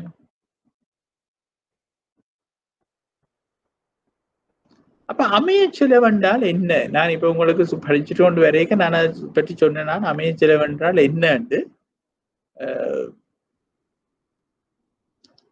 ஆப்பர்ச்சுனிட்டி காஸ்ட் என்று நாங்கள் சொல்லிக் கொள்வோம். அதாவது ஒரு பொருளை நாங்கள் ஒரு விடயத்துக்காக பயன்படுத்தும் பொழுது அந்த மாற்று பயன்பாடுதான். இன்னொரு விடயத்துக்கு பயன்படுத்தாம இங்க நாங்க பயன்படுத்திக்க நாங்கள் அதை விட்டுட்டு இதுக்கு வாரமே உதாரணத்துக்காக இப்ப ஒரு 5 லட்சம் ரூபாய் காசு இருக்குது என்னட்ட அதுக்கு நான் ஒரு வாகனமும் வேண்டாம் ஒரு வீடும் கட்டலாம் என்னும் பொழுது நான் வாகனம் வேண்டாம வீட்டை கட்டும் பொழுது அந்த வாகனம் என்பது சந்தர்ப்ப செலவு எனக்கு. இல்லாட்டா நான் வீட்டை விட்டுட்டு வாகனத்தை வேண்டேன்னா அந்த வீடு என்பது எனக்கு சந்தர்ப்ப செலவு. அப்ப இந்த சந்தர்ப்ப செலவு என்பது பொருட்கள் அருமையா இருப்பதாலும் தெரிவு செய்ய வேண்டி வருவதாலும் தான் இது ஏற்படுது என்பதை நீங்கள் நினைவு கொள்ளுங்கள். கட்டாயம் நீங்க பாஸ் பேப்பர்ஸ் எடுத்து பாத்தீங்கன்னா அதுக்குள்ள முதல் 1-2 மல்டிபிள் சாய்ஸுக்குள்ள வார முதல் 1-2 கேள்வி இதுக்குள்ள கட்டாயம் வரும். அப்ப குறிப்பிட்டதொரு பண்டத்தை அல்லது பணியை உற்பத்தி காரணிகள் உள்ளடங்களாக பல தேவைகளுக்கு பயன்படுத்தலாம். உதாரணமாக ஒரு காணித்துண்டை வீட்டு தோட்ட பயிற்சிக்காக வசிப்பதற்கான வீடொன்றை கட்டுவதற்காக மற்றும் வர்த்தக கட்டடம் ஒன்றை அமைப்பதற்காக பயன்படுத்த முடியுமாயுள்ளதை சுட்டிக்காட்டலாம். பாருங்க, குறிப்பிட்டதொரு பண்டத்தை அல்லது ஒரு பணி என்றது சேவையை உற்பத்தி காரணிகள் உள்ளடங்களாக பல தேவைகளுக்கு பயன்படுத்தலாம். உதாரணமாக ஒரு காணித்துண்டை வீட்டு தோட்ட பயிற்சிக்காக பயன்படுத்தலாம், வசிப்பதற்கான வீடு ஒன்றை கட்டிக்கொள்ளலாம் அல்லது வர்த்தக கட்டிடம் ஒன்றை அமைப்பதற்காக பயன்படுத்த முடியுமாயுள்ளதை சுட்டிக்காட்டலாம். குறிப்பிட்டதொரு பண்டத்தை குறிப்பிட்ட ஒரு தேவையை நிறைவேற்றிக் கொள்வதற்கு மாத்திரம் பயன்படுத்தப்படுகின்ற போது அந்த பண்டத்தில் இருந்து நிறைவேற்றிக் கொள்ளக்கூடியதாயுள்ள ஏனைய அனைத்து தேவைகளையும் அர்ப்பணிப்பதற்கு அல்லது கைவிடுவதற்கு நேரிடும். அது உங்களுக்கு விளங்குதுதானே? மேற்படி அர்ப்பணிக்கப்பட்ட சேவைகளின் மிகச்சிறந்த தேவையின் பெறுமதி அப்பண்டத்தின் அமைய செலவாக கருதப்படும். அப்ப இங்க ஒரு காணி துண்டை கொண்டு நான் வீட்டு தோட்டமும் செய்யலாம், வீடும் கட்டலாம், வர்த்தக கட்டடமும் கட்டலாம் என்று சொன்னா, நான் வீட்டு தோட்ட பயிற்சியை செய்கிறேன்னு சொன்னா மற்ற ரெண்டும் இதுக்குரிய அமைய செலவு. அப்ப மேலே காட்டப்பட்டுள்ள உதாரணத்தில் காணி துண்டை வசிப்பதற்கான வீடொன்றை அமைக்கும் தேவையின் பொருட்டு பயன்படுத்தியதாகவும் அந்த வீட்டை வாடகைக்கு வழங்குவதன் மூலம் மாதத்திற்கு 5000 ரூபாய் கிடைப்பதாகவும் கருதுவோம். மேற்படி காணியில் வீட்டு தோட்ட பயிற்சியை செய்வதற்காகவும் வர்த்தக கட்டடம் ஒன்றை அமைப்பதற்காகவும் ஆகின்ற செலவு வசிப்பதற்காக வீடொன்றை அமைப்பதற்காக ஆகின்ற செலவுக்கு சமமானதாகவும் கருதுவோம். விளங்குகிறது தானே? நான் ஒரு வீட்டை கட்டி 5000 ரூபாய் மாச வாடகைக்கு விடுறேன். அதை வீட்டை கட்டுற காசு எனக்கு வீட்டு தோட்டம் செய்யறதுக்குரிய காசும் ஈக்குவலா தான் இருக்குது, வர்த்தக கட்டடம் ஒன்றை கட்டுறதுக்குரிய காசும் ஈக்குவலா தான் இருக்கின்றது.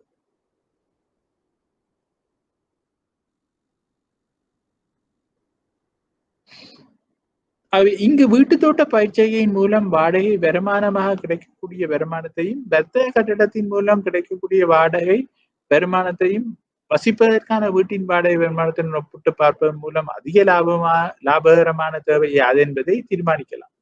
வீட்டு தோட்ட பயிற்சியின் மூலம் கிடைக்கக்கூடிய வருமானம் 4000 ரூபாயாக இருப்பின் வசிப்பதற்கான வீட்டு தேவையை விடுத்து அதிக வருமானத்தை பெற்றுத் தருவது வர்த்தக கட்டடமாகும். ஆதலால் காணித்துண்டை வசிப்பதற்கான வீடொன்றை அமைப்பதற்காக பயன்படுத்துவதில் உள்ள அமைய செலவு என்பது வர்த்தக கட்டடம் ஒன்றை அமைப்பதற்காக இதற்கிணங்க அமைய செலவை தீர்மானிக்கும் பொருட்டு மாற்று தேவைக்காக குறிப்பிட்டதொரு பண்டத்தை அல்லது பொருளாதார வளத்தை பயன்படுத்துவதன் மூலம் கிடைக்கக்கூடியதாய் உள்ள வருமானத்தை கணிப்பிடுதல் அவசியம். அப்ப உங்களுக்கு விளங்குதுதானே? எனக்கு இங்க 5000 ரூபாய் வருமானம் கிடைக்குதுன்னு சொன்னா நான் வீட்டு தோட்ட பயிற்சியின் மூலம் 4000 ரூபாய் தான் கிடைக்குதுன்னு சொன்னா நான் இங்க லூஸ் பண்றேன். விளங்குதா? அதே சமயம் ஒரு வர்த்தக கட்டடத்தை நான் அமைச்சு போட்டு 10,000 ரூபாய் வாடகைக்கு கொடுக்குறேன்னு என்று சொன்னால் எனக்கு கிடைக்கிற 10,000 ரூபாய் இதுல பார்க்க கூட. ஆகவே நான் வீட்டை கட்டி போட்டு வாடகை கொடுக்குறேன்னா அங்கேயும் எனக்கு ஒரு சந்தர்ப்ப செலவு ஒன்று ஏற்படுகின்றது, ஒரு நட்டம் ஏற்படுதுன்றதுதான் அது என்ன அர்த்தம், ஒரு நட்டம் ஏற்படுகின்றது.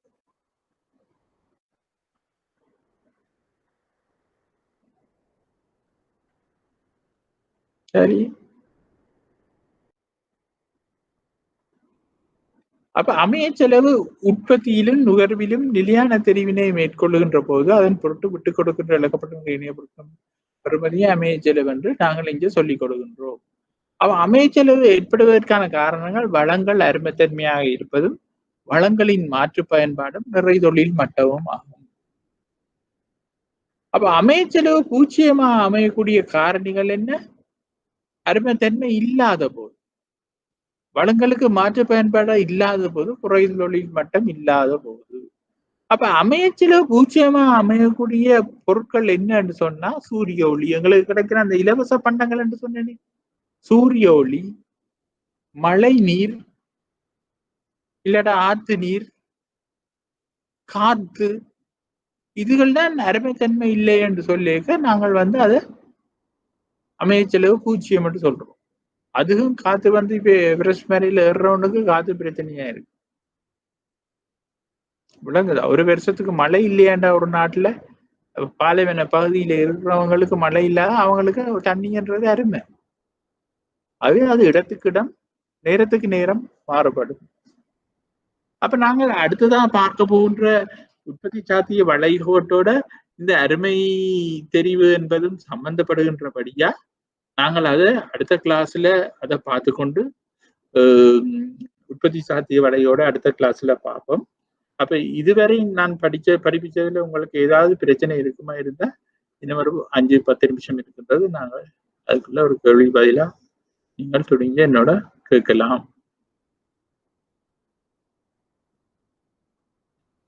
சட்டில் நீங்கள் டைப் பண்ணாலும் பரவாயில்லை, இல்லாவிட்டால்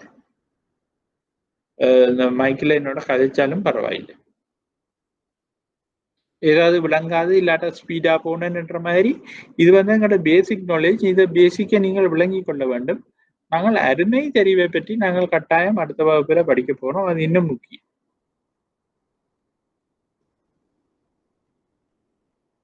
அப்ப நீங்கள் செல்வசுதன் நீங்கள் தானே அந்த ஆரம்பத்துல விட்ட சொன்ன நீங்கள் எது மட்டும் விட்ட நீங்கள் எது மட்டும் படிக்காம விட்ட நீங்கள் ரிவிஷன் கிளாஸ்ல சார் நான் வந்து நான் அதோட தான் நிப்பாட்டினது. ஃபர்ஸ்ட் இது ஒன்றுக்கும் வரையில்லை நான். என்னன்னு சொன்னா இது வந்து எனக்கு தெரியல. உங்களோட மற்ற எக்ஸாம் வந்து ஏப்ரல் மார்ச்ல வருதோ பிப்ரவரியில வருதோ தெரியாது. அதுக்குள்ள என்னால இதை முடிக்கக்கூடியதா இருக்குமோ தெரியாது. ஆனால் இதை நீங்கள் சரி இதுதான் அந்த பேசிக் திங்ஸ். இதுல நீங்க சரியா விளங்கி கொண்டீங்களேன்னு சொன்னால் மிச்சத்தை ஈஸியாக விளங்கி கொண்டு போகலாம். நாங்கள் அடுத்த முறை கிராஃபிக்கல் இதுகள்ல நாங்கள் இந்த அருமை தெரிவுகளை பற்றி நாங்கள் படிக்க போறோம் கிராஃபிக்கல் ப்ரெசன்டேஷன்ல. அப்ப அந்த என்ன சொல்றது அந்த தந்த நோட்ஸ்ல அது இருக்கின்றது. ஆனாலும் அந்த டைப்பிங்ல உள்ள பிரச்சனைகள் காரணமாக உங்களுக்கு கொஞ்சம் காம்ப்ளிகேஷனா இருக்கலாம். நான் வாரக்கிழமை இந்த போர்ட்ல நான் அதை போட்டேன்னு சொன்னா உங்களுக்கு அது ஈஸியாக விளங்கக்கூடியதா இருக்கும் நினைக்கிறேன். அதே சமயம் அது இம்பார்ட்டன்டான விடயமும் தான். ஆகவே நீங்கள் இதை சரியாக இதென்று கொள்ளுங்கள். நாங்கள் வாரமுறை ப்ரொடக்ஷன் பாசிபிலிட்டி கேர்வை படித்து கொண்டு இந்த அமைய செலவிலிருந்து நாங்கள் துவங்குவோம். முதலாவது நோட்ஸ்ல இருக்கிற அமைய செலவிலிருந்து நாங்கள் துவங்கினோம் என்றால் அது இதா இருக்கும் நினைக்கின்றேன். உங்களுக்கு இது யூஸ்ஃபுல்லா எடுத்துருக்குமென்று தேவையான நோட்ஸ்கள் எடுத்துக்கொள்ளுங்க. மற்றது இந்த நோட்ஸ் பிரிண்ட் அவுட்டை நீங்கள் எடுத்து வைத்துக் கொள்ளுங்கன்னா தான் உங்களுக்கு அதை படிக்கிறதுக்கு சுகமா இருக்கும் என்று நான் நினைக்கின்றேன்.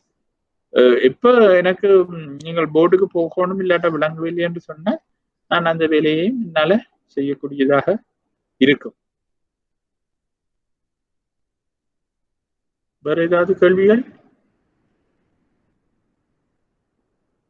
அப்போ நாங்கள் இதோடு நாங்கள் இதை பைண்ட் அப் பண்ணிக்கொண்டு வருகிற சனிக்கிழமை நாங்கள் மற்றது இந்த ஆன்லைனில் இருப்பவர்களுடன் நாங்கள் இருக்கிறேன். நீங்கள் கொழும்பில் இருக்கின்றீர்களா இல்லாட்டா அவுட் ஸ்டேஷனில் இருக்கின்றீர்களா? அவுட் ஸ்டேஷன் செல்வசுதன் நான் பெட்டிகுலோ சார். பெட்டிகுலோ டவுனுக்குள்ளையா? அப்ப நீங்கள் அந்த ஆக்ஸ்போர்ட் இன்ஸ்டிடியூட்டுக்கும் போறீங்களா படிக்க? ஆக்ஸ்போர்ட் இன்ஸ்டிடியூட் போகல சார். நான் அவங்களோட பாஸ் பேப்பர்ஸ் நோட்ஸ் எடுத்து வச்சிருக்கிறேன். ஸோ அதை வச்சு கொண்டு நான் வீட்டிலேயே செய்து கொண்டேன். உங்களை யூடியூப்ல உங்களோட லாஸ்ட் இதுல இந்த ஃபர்ஸ்ட்ல இருந்த இதுல கொஞ்சம் பார்த்தேன் நான். அப்ப நீங்கள் இப்ப வேலை செய்யறீங்களா இல்ல ஒர்க் பண்றேன் சார். பேங்க்லயா ஃபினான்ஸ் கம்பெனி எதுனா இல்லாட்ட சும்மா நார்மல்? இல்ல பேங்க்ல ஒர்க் பண்றேன், சம்பத் பேங்க்ல. ரைட். அப்ப உங்களுக்கு இன்னும் மிகவும் யூஸ்ஃபுல்லாகவும் இருக்கும். அதே சமயம் நீங்கள் அதை நேரடியாக உங்களோட இதுகளில் அப்ளை பண்ணக்கூடியதாக பேங்கிங், அதாவது கமர்ஷியல் பேங்கிங். இது எக்கனாமிக்ஸ் இல்லாட்டாலும் கமர்ஷியல் பேங்கிங் அது இது என்று நான் நினைக்கின்றேன். அதே மாதிரி இன்னொரு கதிரேசநாதன் அவிஷினி கதிரேசநாதன், நீங்கள் உங்களை பற்றி எனக்கு ஒன்றும் தெரியவில்லை. நீங்கள் அதன் சொன்ன மாதிரி நீங்கள் கூடுதலான ஆட்கள் இந்த பேங்கிங் இதை செய்வது நல்ல. அதுல இன்னொரு விடயம் நான் என்ன சொல்லுகின்றேன் என்று சொன்னால், இந்த பேங்கிங் என்பது வெளியில இருந்து பாக்குறாங்களுக்கு நிறைய காம்ப்ளிகேட்டடான செக்ஷன். அதை நீங்கள் உள்ளுக்கு போய் படிச்சா தான் உங்களுக்கு அது ஒரு செப்பரேட் செக்ஷன். அது பெரிய காம்ப்ளிகேட்டட். அப்ப அதுக்காக இந்த கட்டாயம் இந்த கோர்ஸ்களை படிச்சா உங்களுக்கு இன்னொரு உலகம் விளங்கும். அது இன்ட்ரெஸ்ட் இருக்கு. முதல்ல இன்ட்ரெஸ்டை நாங்கள் ஏற்படுத்தி கொண்டுதான் நாங்கள் அதுக்குள்ள போக வேணும். ஆகவே அது வெரி இன்ட்ரெஸ்டிங் செக்ஷன். மிகவும் அவதானமாக படித்து இதை நீங்கள் முடித்து விட்டீர்கள் என்றால் தயவு செய்து நீங்கள் நினைக்க வேண்டாம். அது உண்மை, மேனேஜ்மெண்ட் நினைக்கலாம் அந்த இங்கிலீஷ் மீடியம் தான் முக்கியம் என்று. ஆனால் எக்ஸாம் பாஸ் பண்ணுவதற்கு இங்கிலீஷ்ல உங்களுக்கு கான்ஃபிடென்ட் இல்லைன்னா தமிழ் மீடியத்துல செய்வதில் எந்த வித பிள்ளையும் இல்லை. சில பேர் சொல்லி நம்ம அந்த டெக்னிக்கல் டேர்ம்ஸ்கள் அதுகள் எங்களுக்கு யூஸ் பண்ண பெரிய கஷ்டமா இருக்கும்னா அதெல்லாம் போய் உங்களால இலகுவாக அந்த டெக்னிக்கல் டேர்ம்ஸை நீங்க பாதிக்கக்கூடியதாயும் இருக்கும், விளங்கக்கூடியதாயும் இருக்கும். ஓகே, அப்ப நாங்கள் இதோட வைண்ட் அப் பண்ணுவோம். நெக்ஸ்ட் சாட்டர்டே நாங்கள் மீண்டும் சந்திப்போம் 3:30 மணிக்கு. நன்றி. Thank you sir, thank you very much.